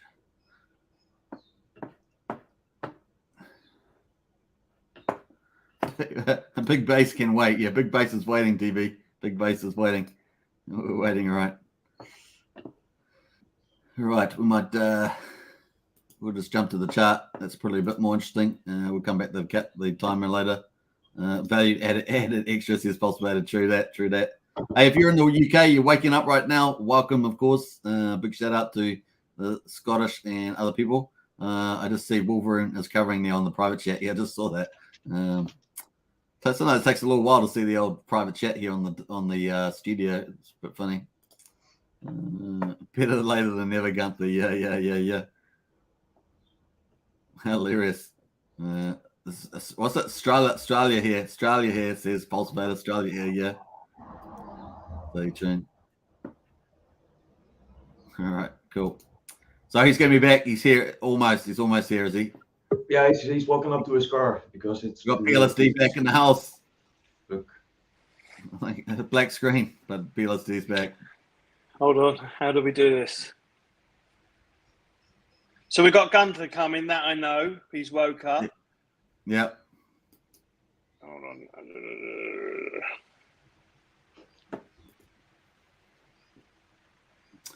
Crypto Richie, Superman, what are your personal thoughts on PLSD? Are you a holder and staking for it, or staking? Or I don't typically talk about my portfolio, Crypto Richie, but what I would say is that I like what I see. This is what I always say. I like everything that's got scarcity. It's got scarcity. It's got a whale syndicate. I always use inverted commas, and of course, it's going to have staking and deflation coming out. So that's all bullish. It's uncertain, of course, what the OA BA address will do. What maybe the BA has more functions. I don't know. And of course, I always say it's looking pretty good. So those are all fantastic fundamentals. We have the awesome flag going on. You got the awesome flag too. And I doubt that it will, like a lot of the top meme coins, it will probably evolve into wider ecosystems. So that's probably true too. PLSD is looking nice as cheddar, yeah. What I would also say is that it's still speculative, and it's I always say it's only as good as the weakest whale. Is probably the other thing I would say. But otherwise, it's all looking pretty amazing, really, actually, for a meme coin with the scarcity play. I have to agree on that. Obviously, not investment advice. Do your own due diligence. Brennan's on the house there. Could you ask Gunther my question from before, Superman? Let me have a look for that, Brennan. I don't know how long his driveway is, but it's. Oh, this one here he's talking about. What? Oh, sorry. What did he say? He's driving. I don't know how long his driveway is to get to his car, but. All right. He's going to be streaming from his car, is he? Yeah. PLSD's back in, but with a black screen. We'll have to wait till PLSD's got the full screen up. We might take it to the screen at the moment. It's a bit more interesting. Stay tuned, folks. This is impromptu live feeding. We got the price at $4.48. It's currently what time is it here? It's 6:33 p.m. in the evening here on Thursday, the 28th of July. I think we've got the Wolverine himself. I think we're going to full screen here. Bam. And there we go. Hey, Wolverine. Woo! Second time lucky. I always say you like coming in at the end with the big impact. Can you guys hear me okay? Yeah, we can hear you. Yeah. Okay, good. I'm hop off now. Thanks, guys. Thanks, Warrants. Appreciate it. Yeah. Oh man, I tried to wake up earlier, and then it's so early over here that I didn't want to wake up anybody in the house. Sure. So I just went down to the Tesla. I was like, fuck it. I appreciate you going the extra mile there, and I appreciate it. It's, you've had a big day and it's late and all that. Oh yeah, for sure. I'm sorry that I failed you twice. Yeah. My big premiere with Wolverine twice a day. Wait, so do you stream? So you stream twice every day? Every day, yeah. Pretty much the same times. Yeah. Pulsechain, PulseX, and Hex twice a day. Yeah. Wow. Thanks for pumping our bags and working so hard. I really appreciate it. Yeah, sure.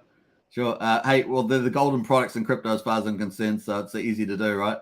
Yeah, for sure. Yeah. So very cool. We've got a couple of comments in here. When you wake up, you need coffee. And number 2 says PulseDoge. You're funny. Wall-to-wall PLSD doesn't have contract permissions. You need to revoke. Nothing shows on either scan. No, you can disconnect from the claiming site if you want to. You're not giving any permissions. Like any permissions regarding like infinite spend limits. The only permission that you're giving is to basically view your addresses and approve transactions, which is pretty common for a claim. Yeah, and 30% of people have claimed already, so that's a lot of people have claimed. The other thing, of course, is that if you do a trade, You can revoke them on Etherscan if you want to revoke your Uniswap trade, but there's no real reason to do that. Trees, yeah. Sorry. Oh well, yeah. Also, when you revoke permissions like that, good morning, or good. I guess I don't know what time it is where you guys are at, but it's morning for me. When you revoke permissions like that, you end up having to pay a transaction fee again because you have to approve for each token. So if you, for example, if you're going to swap like USDC and PulseDoge, you would then have to approve USDC and PulseDoge and then execute the swap. So you do end up spending more money. You do. We've got a few comments in there. Thanks a lot for the work, man. Says Crypto Rich. Welcome, and thank you for making the effort. Says Stevie D. Hex Token Channel is the GOAT. Thanks, Wall to Wall, Superman, Muscle Man, and Hex Ecosystem. Yo, top chick. Nice one. Appreciate the comments. It's great to have a Wolverine in the house. And of course, PLSD as well, representing. I do appreciate the contact work that PLSD has been doing today. And of course, I couldn't actually DM you on Twitter, which is weird. So I'm not sure what's going on there. Maybe it's just not activated the feature for me. I don't know. Maybe it's good. I'm down under. I don't know. You're the first one, I think, that hasn't been able to DM me on Twitter.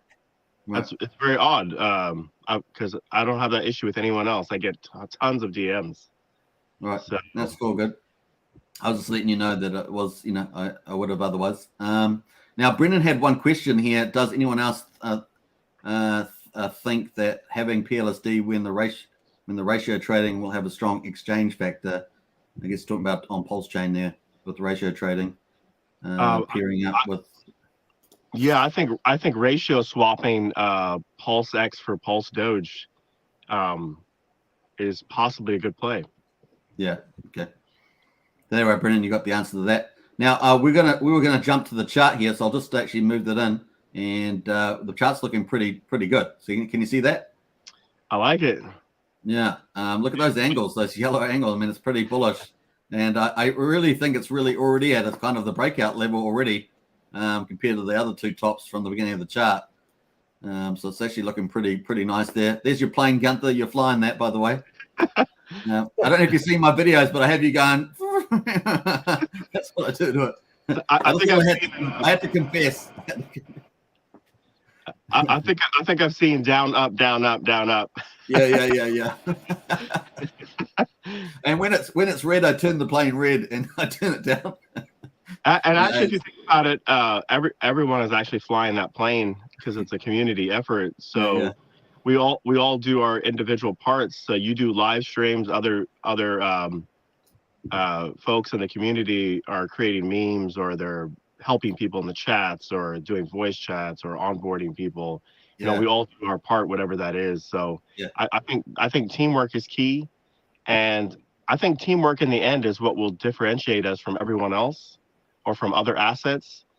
When you can work so I have like military background, right? And so one of the key things you learn at like basic combat training, for example, you learn teamwork and you figure it out. Like you figure out how to take a bunch of opposing personalities and somehow work together as one team. And when you can get to that point, in the end, you just win championships. So I think PulseDoge should, even though PulseDoge is just a permissionless network, but it is an awesome community. So if we can get to a point where we're working together, just like a well-oiled sports team or well-oiled company, or whatever analogy you want to use, teamwork is really vital for our success. So every person playing their part and working together in unison is extremely important. Yeah, absolutely. Well, we actually had to look at the supply, and the supply looks like it's going to end up around that 6 million mark, which you've been talking about for some time. I've been saying a similar thing because it just kind of have that trajectory. So it does look like that's scarce. That's a scarce meme token. That's exceedingly scarce. So what's 6 divided by 21? Is that what is that? 29%? Hold on, let's see. That, 0.3, somewhere at 29, Yeah, 6 divided by 21. 28.57. Okay, so you gone into darkness. Oh, there you're back in the light. Come back to the light. Move forward towards the light. Oh yeah, is it too dark in here? Let's see if we can put some light. No, in. it looks fine. It's fine. It's fine. Okay, good.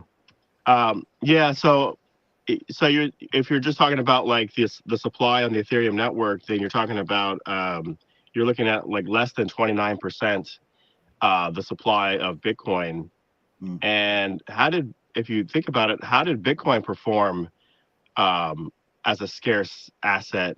Well, it did pretty good. Now, granted, the supply came into, you know, it has inflation, right? Like there's more Bitcoins over time. But yeah, Bitcoin did really well. It went to it turns out you could go from sub 1 penny levels to $69,000 with a scarce asset.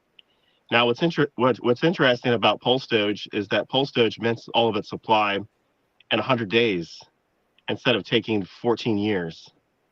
I think that's kind of cool. And it doesn't destroy the environment either. Like you don't have to have these like mining machines in these like huge factories and have the supply like basically just be very inefficient with like work to like produce like these tokens or whatever and to execute transactions on the blockchain. So I just think this is way more intelligent. 100-day supply phase and then have zero inflation. That's pretty cool. It actually will, even from the standpoint of users making mistakes and like losing their private keys or maybe sending money accidentally to the contract address, the asset actually goes deflationary as a result of that, right? Because people will make mistakes. And then also once you start once the staking platform is built and users will be able to stake the underlying asset, which is PulseDoge, and then get yield in a brand new asset. Well, that's really, really interesting. You're taking something that's already super scarce and making it even more scarce. So I just think eventually, I think users eventually will be fighting over like one PulseDoge. And what I mean by that is that people will be happy to get like half a PulseDoge or a quarter of a PulseDoge, but it'll be some time before we get to those levels. You are I think you're gonna get a bit of what's happening with Maximus. You know how the premium's so high, people are not really pushing their tokens into the market. If you think about not really selling down to keep that premium up, they're already pricing in future value, which I think someone said around about 2 years or something. But it's kind of getting that feel of people like, oh, you know, we're kind of onto a winner here. Why would we sell it down? It takes out that propensity. What's the supply? What's the supply of Maximus? I've never really looked into it. 294.3 million maxi. Okay, wow. Okay, that's actually not bad. Not bad, yeah. And of course, that's equivalent to the Hex that was taken out of circulating supply too. So, yeah, pretty bullish. The other thing that they're actually with their team token coming up, you need maxi for that, so they're going to reduce the supply with that, and 30% of that gets burned. So it's going to be inflation, deflation there too. So yeah, it's going to be. I just think the 6 million tokens with 50,000 burned and 450, I think, has been sent accidentally to the address there. Someone said the other day. That's already in deflation mode already. And so with the staking and further, I guess, the deflationary process, do you know much around about that? The second phase after the next, and this could start as early as 24 hours away, right? Like date, just when the claim phase finishes. Oh yeah, so so we don't know. Are you asking about the staking platform? When that will be ready? Yeah. Yeah. So nobody knows when the staking platform will be ready. I know Hex Info just sort of made the comment on Twitter that like, you know, he's getting closer, but nobody knows. I think it's just going to be something that he finishes and then maybe has a few people test it just to make sure that there aren't any issues, and then he just launches it into the wild. So I'd rather not speculate on how long it'll take, just because, you know, I don't want to set expectations, and it's Sure. information I'm just not privy to. But yeah, I'm very excited about the staking platform that's coming. I think it's going to be very interesting, to say the least. Do you think with the that's going to, but the same with Hex, staking basically reduces the velocity of crypto circulation, so it's going to be positive big time. Yeah, for sure. Yeah, if you're going to remove, like consider the case where if you have, let's just talk about what's on the ETH side because Pulsechain hasn't launched yet. So let's just talk about the 6 million tokens.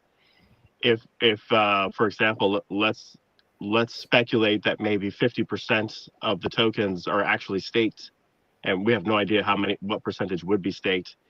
But that would be very interesting because then it would only be 3 million tokens. But then if you're talking about the 3 million, how many of those are just going to sit in wallets where they won't actually move, where they're liquid? I love that part. Right? Yeah. So then the question is, okay, how many tokens will actually be moving in circulation that people are willing to like sell? And of course, there'll be trading, right? People will sell, people will buy. That's extremely interesting to me. It'll be a very, very interesting experiment because at the end of the day, all of these things are experiments, right? Like no one has a crystal ball. We don't really know what will happen. That said, I mean, we talked about some of the pump mentors. It's got scarcity play. So obviously it can get bonded to Pulse and things like that. I mean, there's all sorts of opportunities there. Rise with the chain and things like that. The other thing, of course, is that you talk about the whale syndicate. I always talk about I always got that further whale syndicate. And of course, if that holds tight, I mean, the pump mentals for this are really pretty amazing. I think it's got almost like the perfect crypto setup, especially with staking and deflation coming into the play. I'm not sure what the deflation side is going to be, but that's definitely setting up for kind of like the ideal, really. And I guess on top of that, you just need just to keep spreading the word and building the community. And I kind of have obviously I can't speak for any other player, whether they're a whale or not a whale, right? But it would be very. I think you might see some top players possibly stake, a significant percentage of their position. So, like I said, I can't speak for anyone else, but I think it would be very, very. I think it would be very interesting. The game theory is very interesting, right? So if you have large players that stake, let's just say, for example, you have a player that maybe has like 100,000 tokens, for example. If they end up staking like a large percentage of their position, maybe 80%, for example, then I think that would give other players like faith and confidence in the system, and maybe they'll follow their example, their lead. Yeah, 100%. Yeah, so that would be crazy. You just wonder like how scarce will the asset really be? That's what I'm saying. It does have the potential to do that, and it's that's why I was honing in on the whale syndicate, and I say syndicate in inverted commas.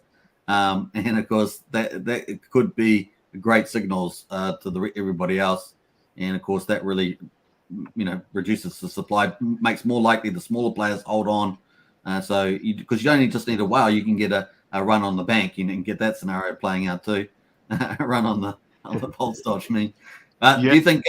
Sorry, you go. No, I was going to say also too. As the price.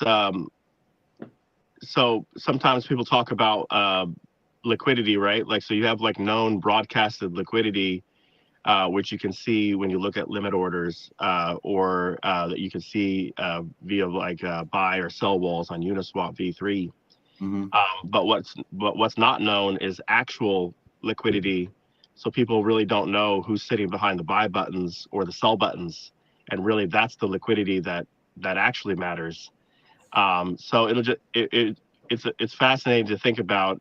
As the price moves up, you're going to lure out those that have weak lettuce hands, right? So I could see us like as the price moves up to like $10, for example. You're definitely going to see some free claimers come out and just dump their positions, right? That they don't have like a long-term mindset. They don't have a millionaire mindset. They don't have a billionaire mindset. So the real proof, because a lot of people talk about having diamond hands, right? Or they talk about, I'll hold forever. I'll hold for these mad gains. But in all reality, most people don't actually have what it takes to become successful in crypto. I would say, I don't know what the stats are, but if I had to make an educated guess, I would conjecture that maybe 3% of people or less in crypto are actually really successful. I think probably 97% or more actually fail. It might even be a smaller percentage. It's just so many people get it wrong. And it's being successful in crypto, I would almost compare it to like water skiing. I haven't been water skiing since I was like really young. So we're talking like more than 25 years ago. But I do remember that the more effort that I did with water skiing, I always would just fail. I would just fall. I'd fall over every time. But I finally got to a point where I had complete faith and like just let the boat do all the work. Just completely lay in the water, let the boat drag you up and do nothing. And it's sort of like with crypto, like after you've like sort of hit the buy button and built your position, and maybe in this case like staked or whether you keep it liquid or not, literally do nothing. No trading. The more work that you do, the more effort that you make, the more effort in trying to get up on the skis and start coasting on the water. You just end up making just huge mistakes, because people see it in one sense. Trading is almost there's ego and arrogancy tied to trading, because you actually think that you could beat the market. You actually think that you have a crystal ball and that you could predict the future. But the fact remains that nobody knows the future. A market could work against you. You think the price is going up and it goes down. You think the price is going down and it goes up. You think the price is maybe going to go sideways and it goes up or down. The market will just work against you like every time. And so that's why you have that famous 90-90-90 rule, where 90% of traders lose 90% of their money in 90 days or less. And I've seen this already in PulseDoge. Maybe some users that originally had like 1,000 PulseDoge and maybe traded it away, and then like they have nothing, or just other. I've seen also large bags like just dump their entire position, like 50,000 tokens. Yeah, I saw that on that day. Yeah, and then they could never regain their position, because maybe they dumped it like $1.50 or something, or $2 or less, and then now the price is a lot higher, and they don't want to buy back in. And sometimes you end up having people that just buy back in later at like $10 or $20, and they just have way less tokens. So yeah, and I think you're going to see a bit of that for sure. Yeah. I mean, we don't get me wrong. I welcome trading. Please come and trade the asset, but just know that most of you traders out there are going to get totally wrecked. And this market, and you've heard Richard Hart talk about this in the past. Markets are nothing more than the transfer of wealth from those who are impatient to the patient. The impatient give all of their value and all of their wealth and all of their money to the patient. So those who are the most patient become the most wealthy, right? It's just how markets work. That's true.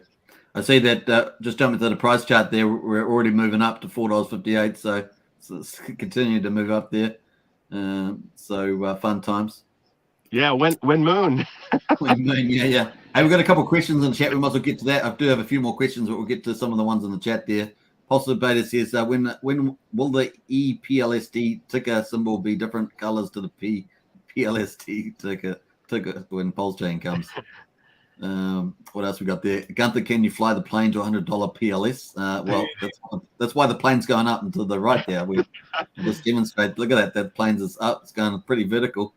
I'm not sure if it's the law of physics there, but it's looking good. What do you guys think? Give me your price predictions for the next leg up. Like so PulseDoge has never had a bull run, right? The price is sat. What you're seeing on that chart is that the price has actually sat in an accumulation zone, and that zone is from the all-time low of 73.5 cents to the all-time high of $5.67. So it really hasn't gone on a bull run. It really, even though the price launched at $1, and sure, it did go up almost like 6x from that point, 5.6, 7x. But the fact of the matter remains is the price essentially has sat in an accumulation zone for the supply phase, where free claimers dumped, where the majority of, I'd say probably half the free claimers or more, dumped their entire bags.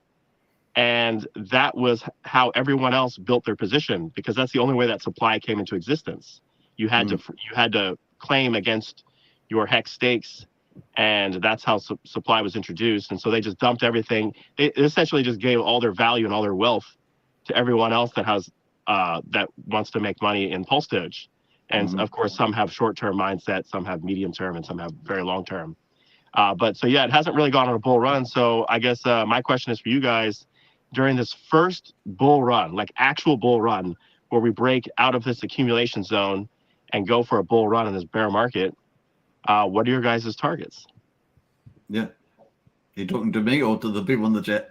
To everyone. Yeah. Anyone can answer that. PulseDoge, PLSD, what's your opinion on that one? I'm hoping, I mean, look, I mean, we've done very well, haven't we, so far? We've got a support level now, which I think is the 450 mark or whatever it is. You know, there were some big buys yesterday. There were some sells, but we sort of hung around that 450 stage. You know, I mean, there's talks of once the claim's finished, the claim stage tomorrow, that we're going to hit a $20 coin. I mean, who knows? Yeah, I kind of feel that. I kind of feel that that's a comfortable zone. Just straight after we could have a little run up to that. Yeah. So keep going. Sorry. And then, yeah, I mean, and then hopefully, you know, we just go. You know, we've got a tight. There's a tightness around us. You know, we are holding on. None of us are. You know, there are a few sellers, you know, but we've got that general consensus as well holding. You know. Also, Bailey's got a question about $1,000. So I think that's pretty fair, PLSD. I feel that's pretty fair. Straight out of the gate, I'm thinking, you know, a 10x is possible. That's kind of where I feel on probably the upper side in the short term, following the. Is that 10x from current price or current price? Yeah. So okay. You know, you're talking about $40, maybe $45. Oh, I would love to see that. Yeah. Yeah, I definitely think that's possible. But of course, that would be, you know, depending on how the staking comes out. But hey, look, this thing could go really high. Like I said, if the whales stick together, I could see this doing some really high prices. You know, like people talking about $100,000. That's definitely in the scope. What the time frame, no one knows, but it's definitely that sort of, you know, you can get higher and higher and higher. Obviously, there's people going to sell into that, but the highest it goes, maybe you'll get a few more people. Depending on the staking percentage, just selling a little bit, right? Because if the dollars go up, you're only selling a little bit of a lot. And if you're you know, considerate or wise about that, that's a good play. And I guess people will be watching the whales pretty closely. That's probably what I would say about that. It's funny that most users are afraid of like larger bags cashing out on them. I'm more afraid of like everyone else. More that's like true. The cumulative effect of like all the smaller players. Yeah, that's why I was saying a run on the bank earlier. Yeah, you could get the small players can do a run on the bank, right? But I think, you know, in this context, I do think that if the whales stay pretty firm, I think that will actually flow through pretty strongly, in my view, more than the other way around. Well, it turns out that centralized ownership is very effective. If you have a small handful of users, whoever those users might be, if they actually have diamond hands and prove that over time, then this asset could do really well. And even if we find that some don't, that's okay, because even the guys or gals or whoever owns these addresses, even if they don't and they end up you know, just cashing out prematurely, and if they like dump their bags or exited via LP positions or however they did it, or even OTC, it doesn't matter, because those tokens will just be redistributed to a bunch of other players that are smaller. And in the end, I think that's better. So like, let's say you have somebody that has like 50,000 tokens or 60,000 tokens, but they're not really committed to the asset like long term. It's fine. Even if they market dumped, it's fine. It would give people a discount. They would get redistributed. there's plenty of buyers on the sidelines. There's it seems to be very strong demand for the asset, because think about it, the price of Pulse Doge launched $1, and sure, it actually had crashed to like 73.5 cents, and then some large players stepped in to push the price up. But it's done really well in a bear market, and I think people don't realize that what you see on the chart is it's actually fascinating, because you have all the supply that's minted into circulation in a short span of time. So it's a hyperinflationary phase where all supply comes into existence in the first 100 days, and it's in a bloody and violent and brutal bear market where the majority of assets are down 90 to 99%. And it's what, up, like, I didn't look at the price, but it's up, what, 4.5x from launch price, basically 450 or whatever it is. That's pretty amazing. That's actually very, very amazing. I know, that's what I laugh at the chart sometimes, because I talk about that too. We're in a bear market, and this chart's performing like a boss on there. But it's not just this one, Maxi's performing well as well, and so it's just funny to see. You can see the Hex Pulsechain ecosystem doing things pretty cool, and it's just in the bear market too. So pretty crazy stuff. Even Hex holding up, hitting 2.8 cents on the low. I know that's low off the high, but it's actually impressive from the time frame to the start. Still, and Richard does reiterate that, and I would agree with them on that. That you've now got an asset that's holding up, and of course with the market fit as well. So it's going to be interesting. Although it's now being supercharged with the derivatives of Hedron and ICOSA and Maxi and things, and airdrops as well as added into there. And of course, I almost feel like PulseDoge is kind of fitting in there too. Then it's like, obviously it's an airdrop to it, but it's actually becoming, like you say, it is kind of becoming that leading meme coin, one ring to rule them all type things. So. If you think about it too, I sent out a tweet last night after talking to a friend of mine that had a very interesting take on PulseDoge. He essentially said that PLSD is it's a hybrid of Bitcoin and Doge, if you think about it. So what is Bitcoin? Well, Bitcoin is just another meme, right? Like, let's face it, everything's a meme and a narrative. But Bitcoin is a scarce store of value asset. And that's exactly what PulseDoge is, except it's scarcer and it's not polluting the environment. And you don't have where you have to buy some mining equipment to mine it and all that. So it's super scarce store of value asset you could almost say it's a hybrid of Bitcoin, Doge, and Hex, because you have a staking element where you get yield, except the yield is not in the underlying asset, it's in a different asset altogether. So that's very fascinating to me. And then of course, we compare it to Doge because it's a scarce store value asset disguised as a meme token. So Doge comes into play, and hence the choice for the name PulseDoge, right? You already have all the marketing in place for two keywords: Pulse because of Pulsechain, and Doge because of Doge. And but we solved all the problems with Doge and Bitcoin, right? Like Doge has the supply of Doge is 100 billion, but the supply of PulseDoge is 6 million, and if you include the copy, then we're talking about 12 million. Doge has an inflation problem. 5.2 billion tokens of inflation annually, because it has 10,000 tokens. It inflates at 10,000 tokens per minute. Crazy. That's what I'm saying.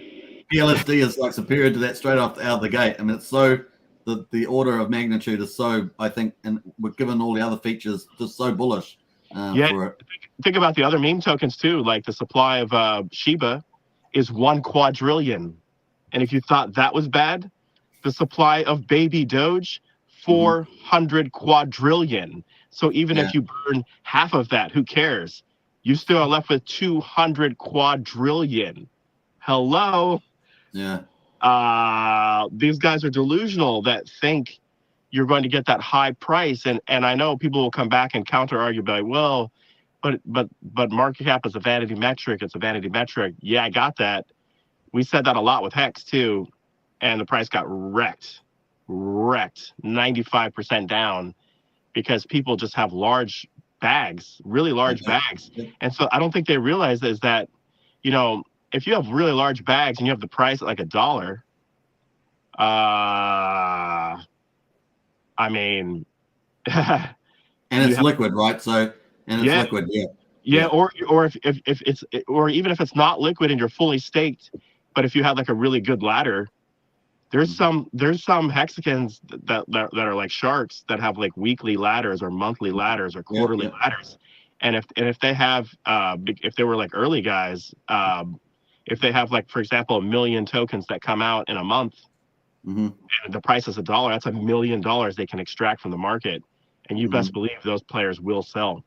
So it's just I'm expecting a lot of that in year 25, 26. I'm expecting a lot of people even to burn some of their big paydays and things on the next price cycle.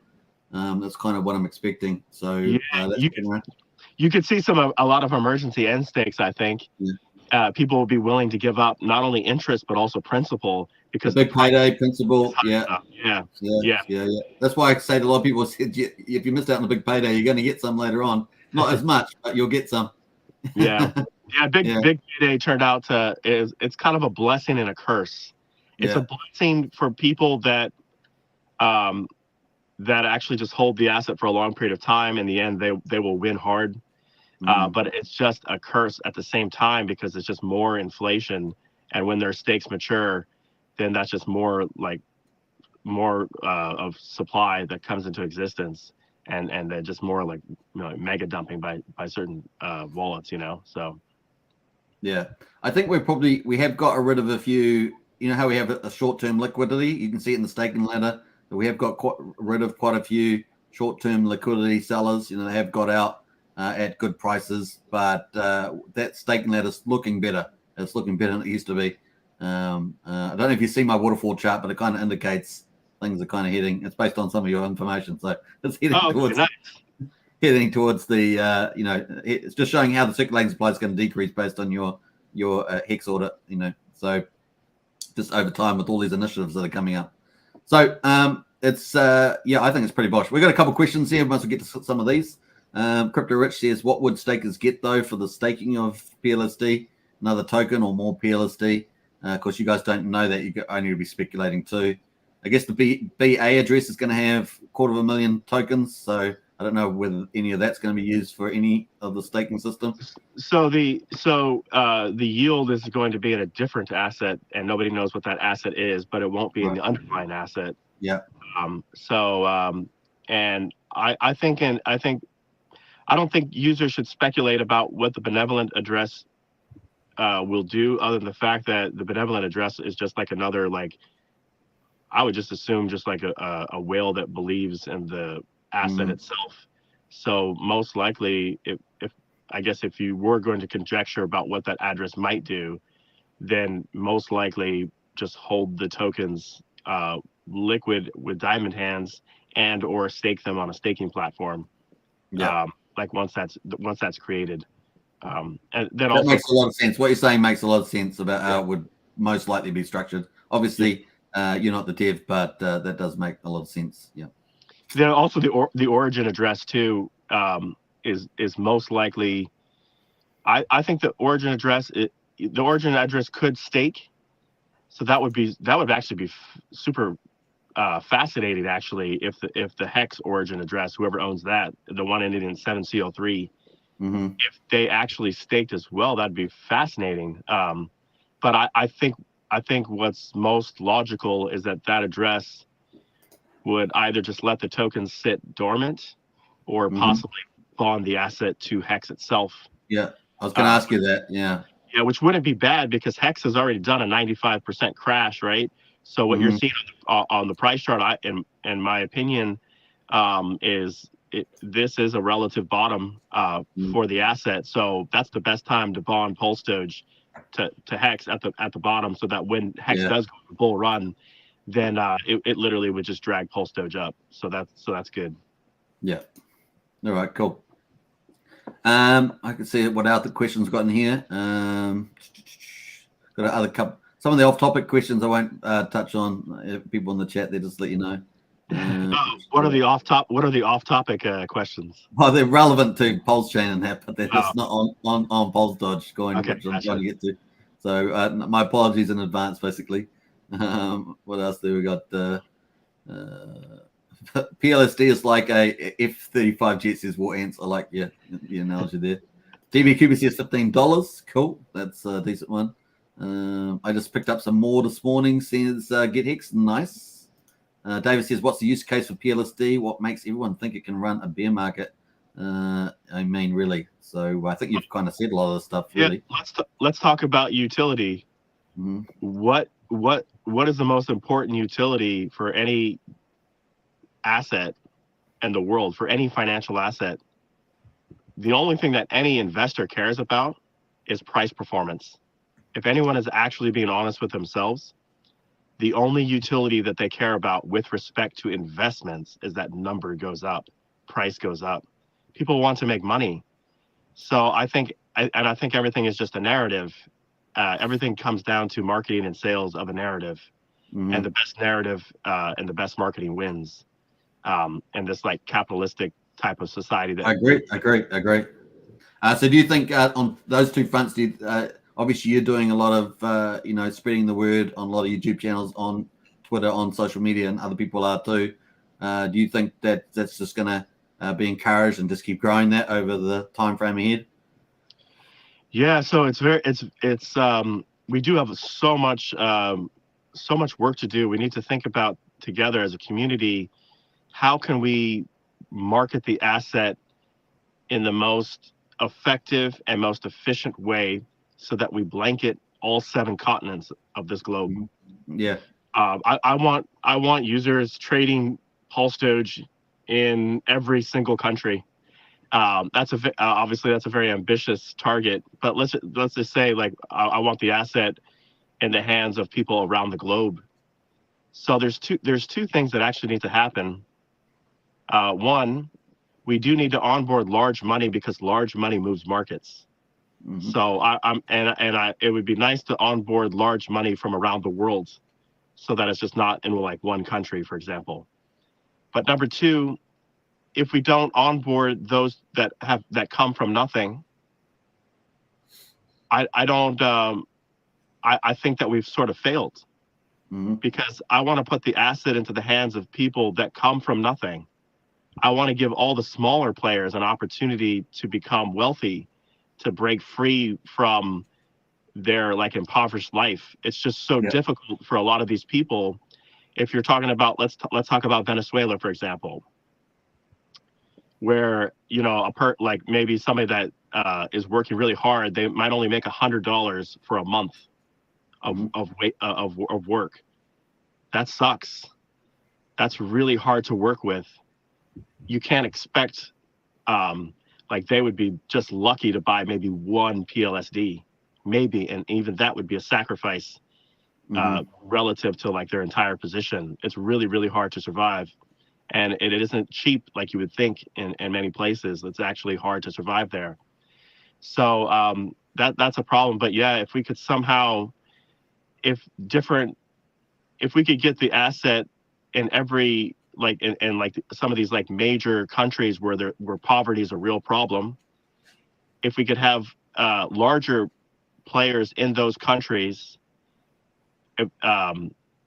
like if they would buy the asset up and become, or let's put it this way, if we could have users in different countries that don't have that much, if they can invest money into the asset and become possibly like millionaires or multimillionaires, I think that's so good for those countries, because those people are the types to be generous.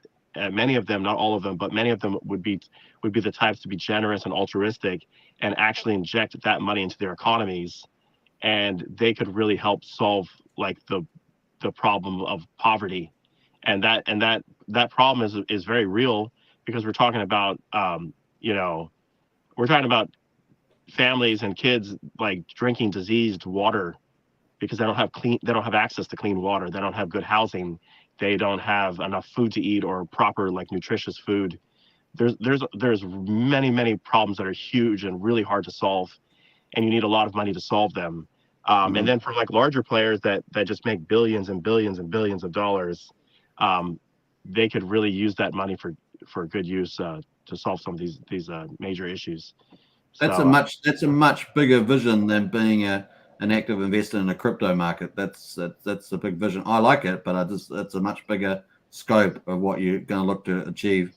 That's my personal vision. What good is money is nothing more than a resource that should be used to improve the world and to solve real world problems. If you make a lot of money and you only use it for yourself, well, that sucks. I don't want to make everyone rich. I want to make the right people rich.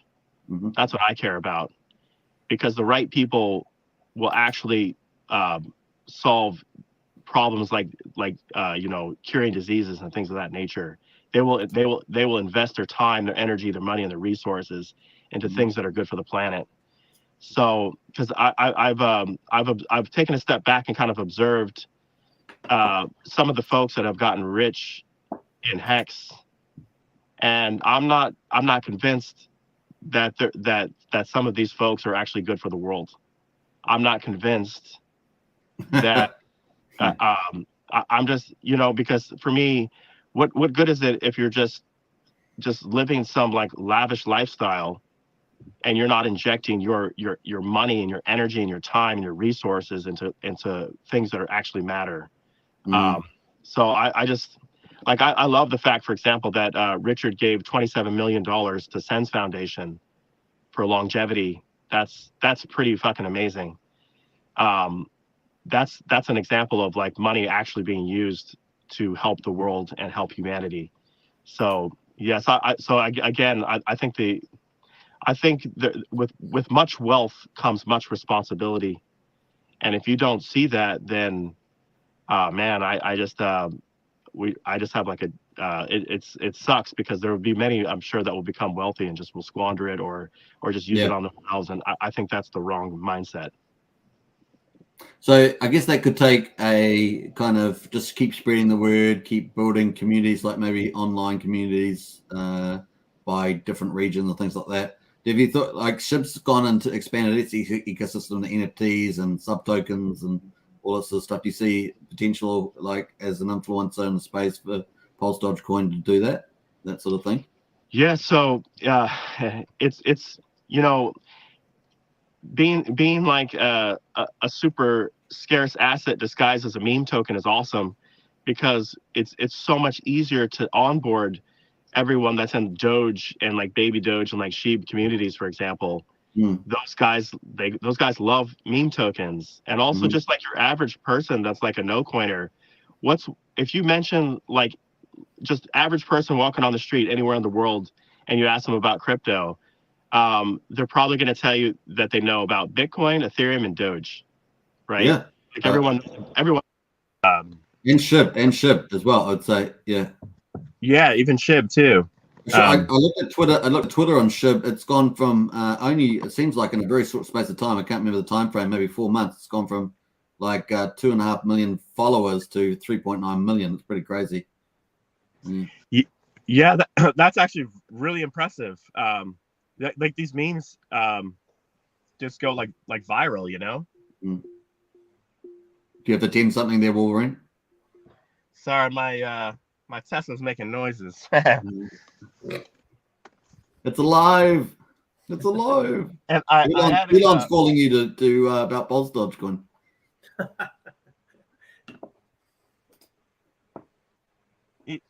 Give me a second. I'm trying to reconnect to the Tesla. Sure. Oh, there we go. Number 5 is alive. Yeah, Elon is a hard person to engage with, and I've tried to send out a few tweets to him, but he hasn't really noticed. I mean, come on, it's hard to get the attention of a multi-billionaire.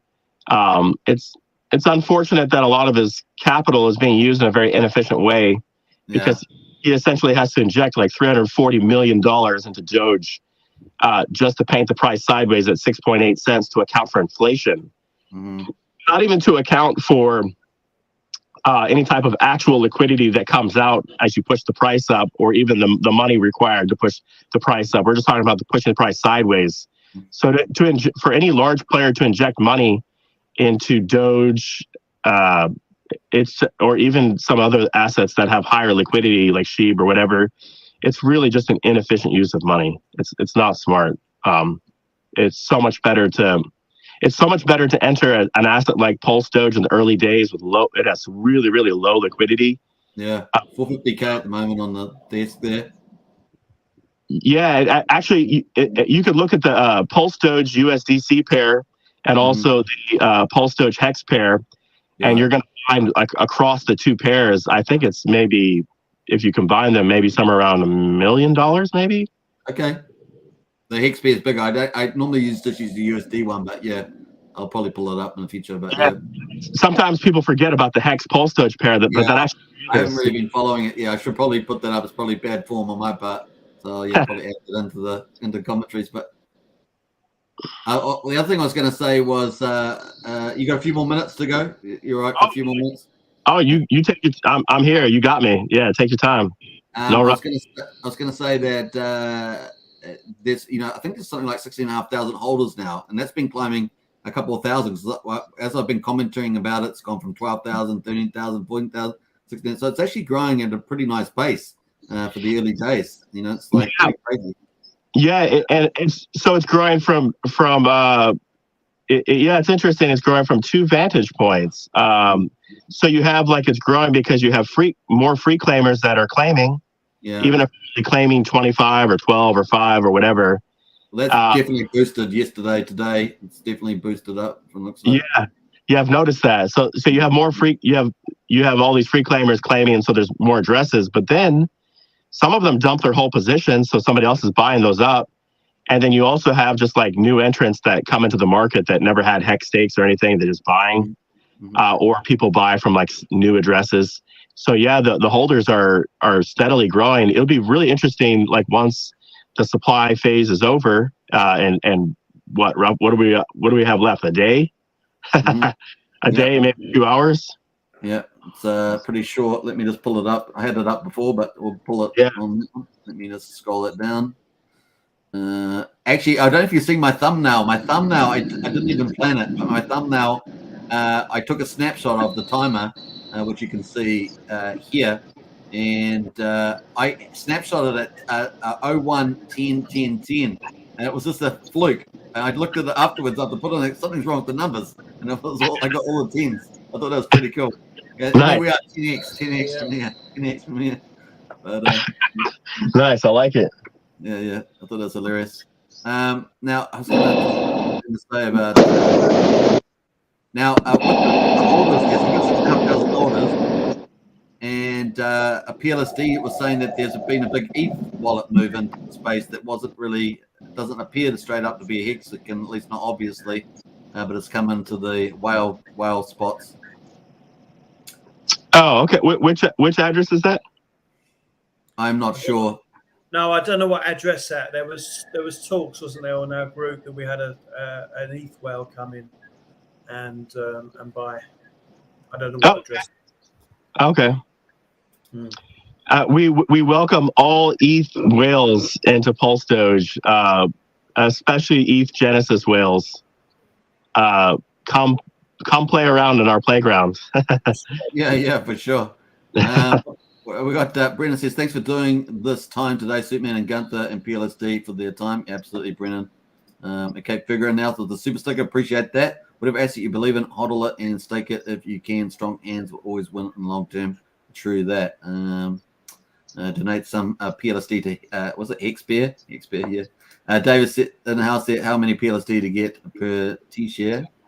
It's based on, it's based on the size of your T-share share. So if you're Dolphin, whales are getting, which is 1% of the Hex staking shares, 300 PLSD.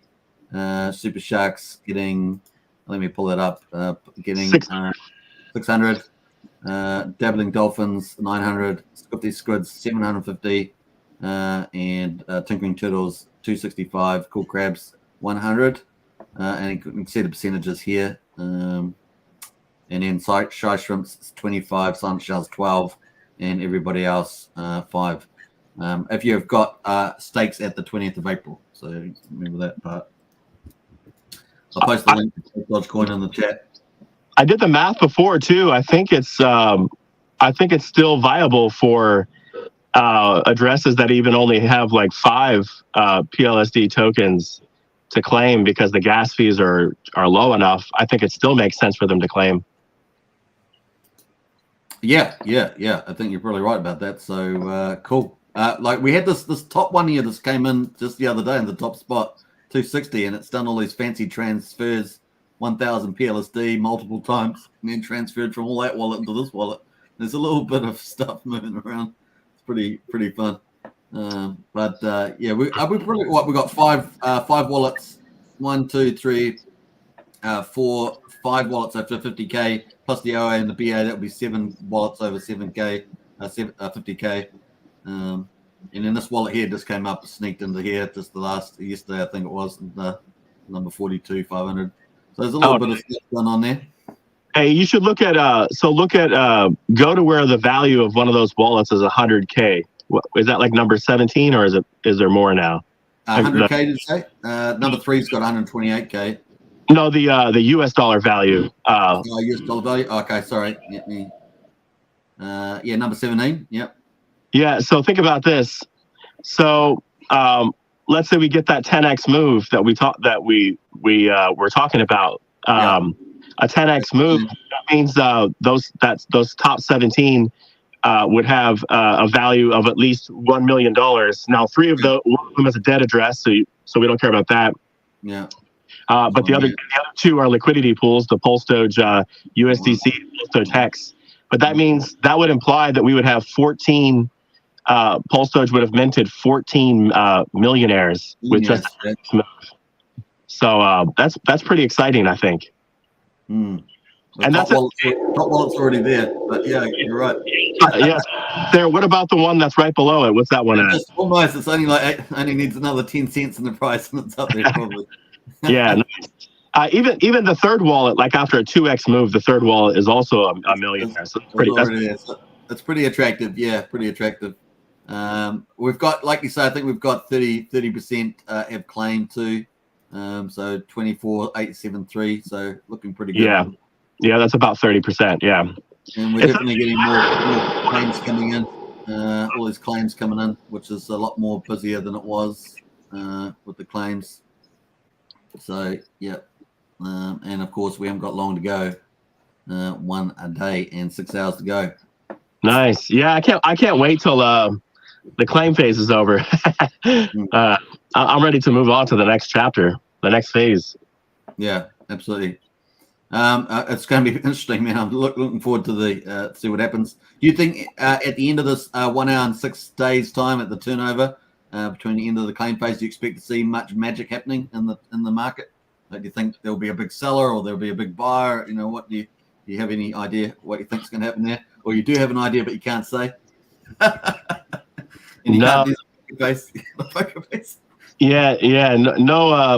No crystal ball, and I think it's important for those that hold the asset. I think it's really important that they don't have any expectations of profits from the injected capital of others.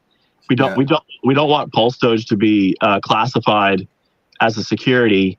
And so I think it's really important that just everyone that holds the asset or is planning on buying the asset or planning on adding to their position, I don't think they should be reliant upon like larger players injecting money into the asset. I think they just should seek to onboard the world.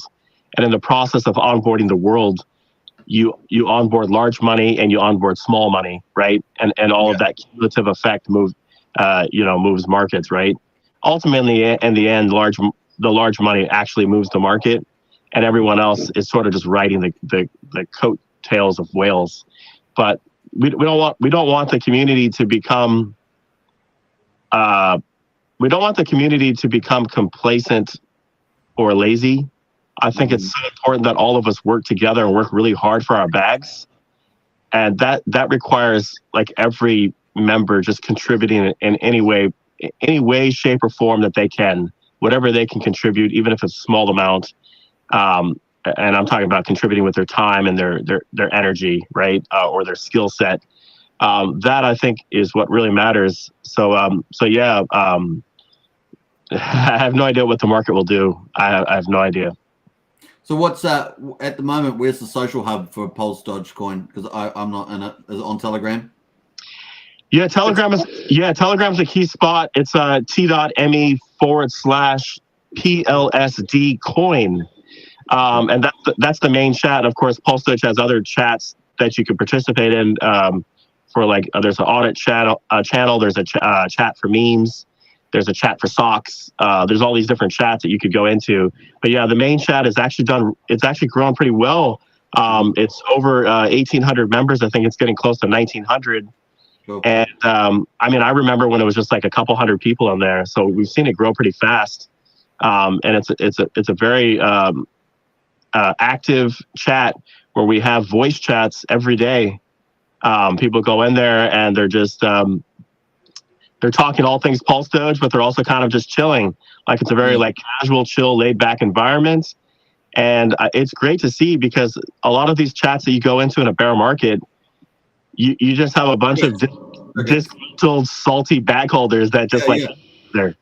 I'm in a lot of other, I visit heaps of groups, and probably 80% of them are crickets, and there's a few people who are doing exactly what you're saying. Yeah. When bear market overwins. Yeah. It's not so true. And I think we had a little bit of it in the Hex thing just for a little while there.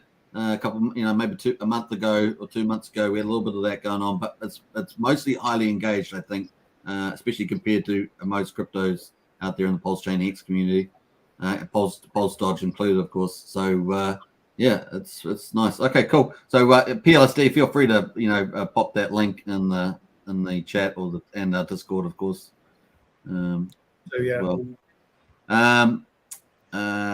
What have we got there? We've got a couple of questions. So Brendan says, I had a wallet that had multiple stakes but only got to claim for one stake. Why is this? I guess it's just not on the snapshot then on the 20th of April. Yeah, you had to have legacy Hex stakes that were active on April 20th. HSIs, even with HSIs, you could technically claim for an HSI, but the tokens would just sit in some address that you have no access to because there's no admin keys. Okay. But yeah, but that's a weird statement, because your claim is not based on individual Hex, like the quantity of Hex stakes. Your claim is based on what your league is, and your leagues are based on T-shares. So yeah, so it would just be for the one wallet. So if you had multiple stakes, and I'm assuming he's got one wallet, then that would just be, the one wallet would be all you'd be able to claim, which would make sense. Not by stake, not per stake, but per wallet. Yeah, it's per T-shares per wallet. Yeah, so hopefully that answers your question there, Brendan. Let's have a look here. Let's jump through there. I've just put the Telegram group in the chat. Oh, cool. Yolicious says PLSD to the moon. Haters must hate. We know who they are. Yeah. Well, we try to be more on the positive side. Lovers, not fighters, or something like that, or haters or something.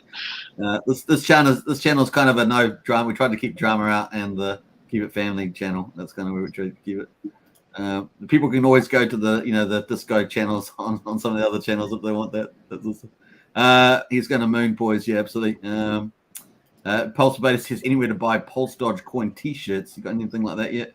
Yeah, if you go into the PulseDoge Telegram main chat and type !merch MERCH, then it'll take you to like Redbubble, and 100% Swag actually created some cool like t-shirts on there, and so you could just buy directly from them. So that's awesome. You could also just take the logo, get the like the highest quality logo that we have in like the chats or whatever, and you could just have t-shirts like made up in your own like country. It would be cool too to have like comfortable t-shirts made. Like I wouldn't mind possibly going to like Calvin Klein, for example, just get some really, really comfortable t-shirts, maybe like, the ones that are just extra cozy, and then maybe print the logo onto those, because like I hate spending like $30 for a t-shirt, but then it's like super like uncomfortable, like so that's just my personal preference. But you could have them made in any country, wherever you live, and that's great too. Like and I would tell people that live whatever area you live in the world, like please like make a t-shirt, wear it, hat or whatever, and maybe do like a quick video, like do like a couple minute like video on your phone, and then post it in the chat, and then we could share it on Twitter. And I think that's because it shows people that the assets in different parts of the world, and that could just help with virality. Yeah, that sounds good. War Ant says Calvin Klein t-shirts, you say? Oh, on it, boss, he says. That's War Ants. That's hilarious. What else we got? Cape Figure, high quality hexagon jackets on eBay too. Really leather and cashmere wool. Very nice. What we got? Get Hex in the house, member for 4 months. I just noticed this. Hey, appreciate it. Get Hex, big bow down from Stickman. That's what I always do to honor the people in my chat. So 4-month membership, nice one there. Get Hex, appreciate the support. It's kind of cool that our names, Superman and Wolverine, like it just yeah. There's a lot of superheroes in our Pulsechain Hex community, and I guess that's there's a good reason. We're in the best community. And like I say, Richard Hart is going to take over crypto. It's happening, and I think you guys can see it more all the time. Hey, you know what's cool too? The going back to that. Sorry, I just had going off on a tangent, but the origin address, like once we run the OABA mint function, then we automatically mint 2 more millionaires, the benevolent address and the origin address. I think that's pretty cool. That is cool. And it's got, like I say, it's going to be interesting to see what those do. Definitely when after staking comes out. So phase two. What else we got there? Yeah, don't forget we just opened the store chat tab here on Hex Token. It's got Pulsechain and Hex t-shirts and mugs and things. You can check that out. Shill. Frankenstein says, I'm nervous about putting my 24 secret words from Staker app into MetaMask for the claim. Oh, yeah, you should be okay with. I mean, I totally understand. Like just in general, like if you don't type your seed words into a computer, it's so much better that way. Because if you interact with something that's malicious, or there's some type of like virus on your system, or like some type of like key logging type of software where they can take your words or whatever. So I understand that fear. I mean, you should be okay. Just make sure that you have the right like MetaMask, right? So like MetaMask.io. If you misspell MetaMask and you get taken to a different site, it's a phishing attack. And so when you go to type in your words, you're giving your words to some scammer that will just take all your money. Yeah. So just be very careful. But I think you should be okay. It's claiming with Staker app is truly, with Gnosis Safe, it's truly a pain in the ass. You can do it. I've helped a couple people do it in person, and we can kind of walk you through it if you get stuck. So just like go into the Telegram chat, not on Twitter.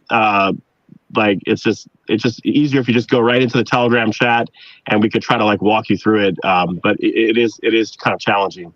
Yeah. All right, cool.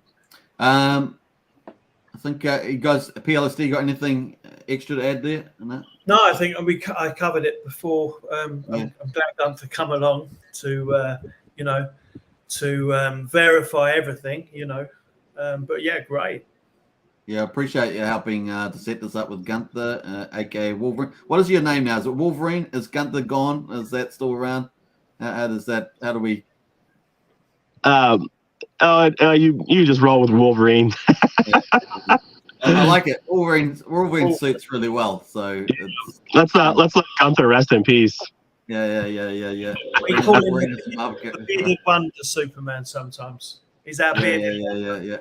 Hey, you need to become like a hero like us. We need need another Marvel character. I got Superman because I used to be like a world level classical ballet dancer, and they used to call me Superman back then. It's 11 years ago since I stopped dancing, but so the body's gone. You know, the Superman body's gone, but that's how I got the name. Oh, that's cool. I like it. Nice. Hey, one comment real quickly about the staker app. Here's a pro tip. Set the gas fee to 200,000 when you're working with Gnosis Safe. 200,000, and it should execute the transactions. If you don't, it'll fail every time. Okay. The fact that I have to tell somebody that sucks. The fact that that's not like a given and done like automatically, that sucks. But yeah, 200,000 for the gas fee. I just bought and it dumps his Debbie Cooper lol story of my life. Yeah, welcome. It's still $4.56. I'm not sure what you're talking about there. That looks like a pretty good chart to me. It's so hard to buy crypto and have the price go up like instantly. It's so hard. Yeah, you really have to buy like a bottom in order to get to have that happen. Also, notice on the chart too, like that nice rounded bottom on the daily chart, like that looks solid. You should switch your candles to Heiken-Ashi. Try. Yeah, I prefer this, but yeah, for this format. Yeah, okay. You prefer those. Okay, I got you. Yeah. Let me see if I can show you on mine. Oops. How do I just share your screen if you want to? Well, I'm on my phone, so I want to see if I can flip my camera. Settings, camera.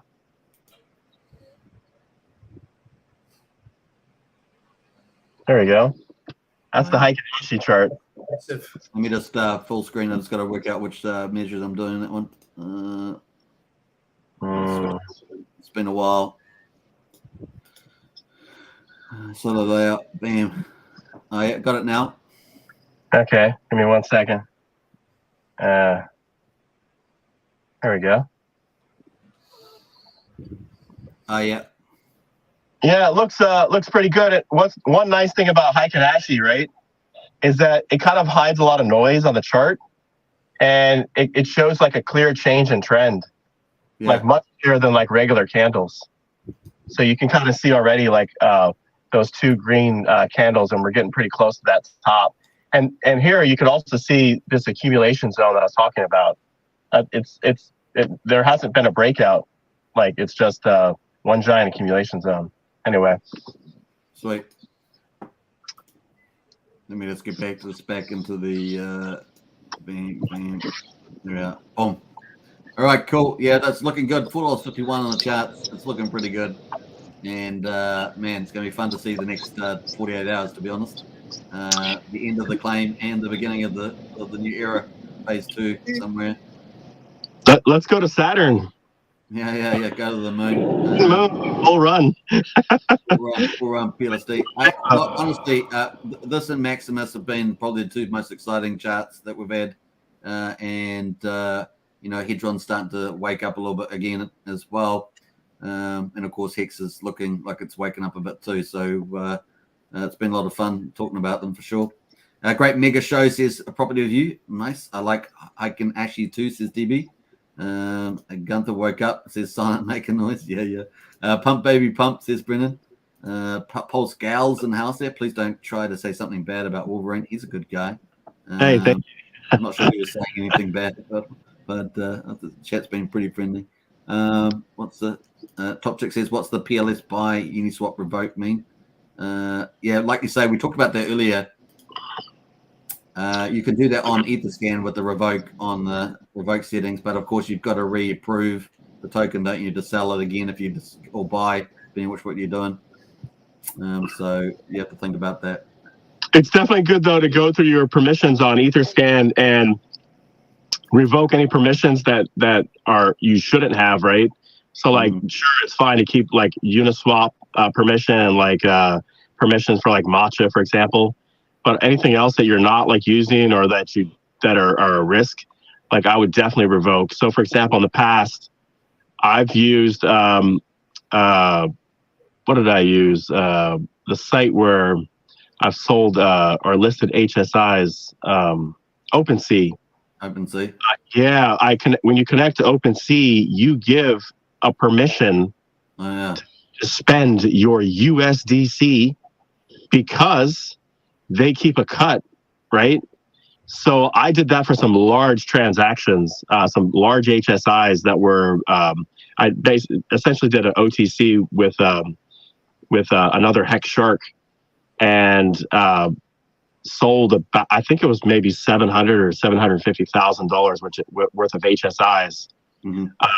And like after I did that, I just revoked that permission for OpenSea because I don't trust anyone. I don't want any type of spend limit that's like infinite where you could like take money from wallets. Like, yeah. Well, most people I've seen compromised besides the CFI stuff is bridges, right? Bridges are notorious for having people they accidentally do unlimited things on different transactions, and they get compromised that way as well as not just even if people felt uncomfortable with like any permissions and they're not planning on doing any type of transactions, it's fine. Revoke it, and then maybe spend a little bit of gas money in the future when you need to execute a transaction.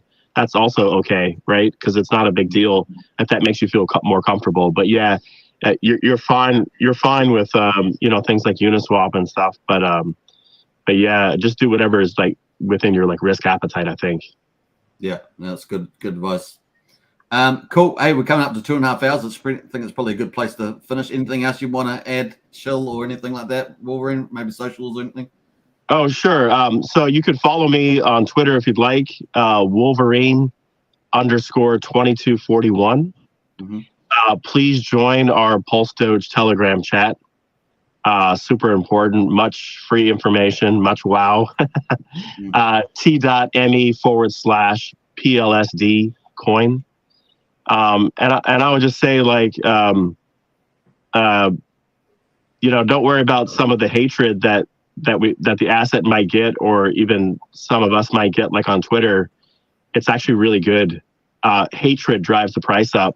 I saw this in the early days of Hex. I got into Hex on day one, and just dollar cost average for like a whole year into Hex, and I've been with the Hex community all this time. Hatred pushes the price up because what happens is that you get free marketing from the haters. Yeah, it used to be ridiculous. It was ridiculous though. It was just ridiculous at the beginning of Hex. It was ridiculous. It was insane. But what happened was that because you have like this opposition. What happens is that you end up just farming all of these people for engagement, and a lot of times it just happens subconsciously or sometimes consciously, right? And in the end, it's just more exposure for an asset, and people like to go with the underdog, and the next thing you know, they make an emotional connection with you, and they end up hitting the buy button. So please continue the hate. The more hate, the more green candles on the price chart. So thank you. Welcome to crypto, everybody. Proof of hate. Proof of hate. I like it. Proof of hate. I like that. Yeah. Very cool, man. Hey, it would be great to get you on again after maybe the staking has come alive and get your opinions about that. That'd be cool. Sure. And yeah, it'd be a pleasure to have you back on again. And yeah, I like we love your work, man. Keep it up, and we'll see you in the next one, hopefully. Yeah, likewise. And again, I apologize for dropping the ball twice, but thanks for giving me a third shot. so good, man. So good. All right, at PLSD, once again, thanks again for setting us up as well. And what's a big shout out to War Ants as well. War Ants as well, yeah. One last thing to if you want to buy the asset, right? USDC PLSD.com. I would only use Matcha if you're going to do limit orders. Don't market buy on Matcha. You will get screwed with the price and with slippage because it's a brand new asset. I would market buy on Uniswap. So that's USDCPLSD.com. And if you're planning on building like a large position, then the best way to do that is have like a large buy, right? Like maybe it's $10,000, $15,000, $20,000. Pop the price. Lure out the sellers. Let them sell it back down to you. Wait a little bit. Pop the price. Lure out the sellers. Pop the price. Lure out the sellers. I always think that's the best way of doing it. Yeah, 100%. Some people are too impatient. Remember, it's the patient that play out, so you can do that sort of strategy. Yeah. Thanks, Superman Wolverine, says Brennan. Thanks to Wolverine, PLSD, and Superman, says DB. Anytime, guys. What Ant says. Thanks for having me. Pleasure. And as always, pleasure, Superman, says Cape Figure. And all Ants Property Review. Great show today. So nice way to finish, I think. And of course, you can get back into the house and sneak in. Yeah, I had to go to the Tesla because like my daughter is like she had a rough night and I didn't want to wake her up. You know, I felt really bad, so I was like, you know what? Let me. It's a miracle that I actually woke up to. By the way, like I set my alarm and I think I slept for maybe 2 hours, 2.5 hours, and so like. Oh wow! Yeah. I was going to say, all you have to do is talk to your Tesla car and say, "Take me to my bed, Tesla." Actually, take me to the moon. Take me to Saturn. Yeah. All right, we've got a few more comments here. Dog Days, great stream, and a top chick thanks. Wolverine, good info. Win big base, says DB. We're going to play big base now. Thanks very much for coming in, and we'll catch you guys up again soon. Phase 2 is coming up, staking, and of course the end of the claim phase in about 24 hours almost. I'm not quite down to that point, but almost there. Cool whip. All right, see you guys. Take care. Yep. See you later. PulseDogeCoin. All right, let's get into it. Here we go. A big base. Here we go. Okay, so thanks for watching, everybody. Hope you guys enjoyed yourself. Let's go.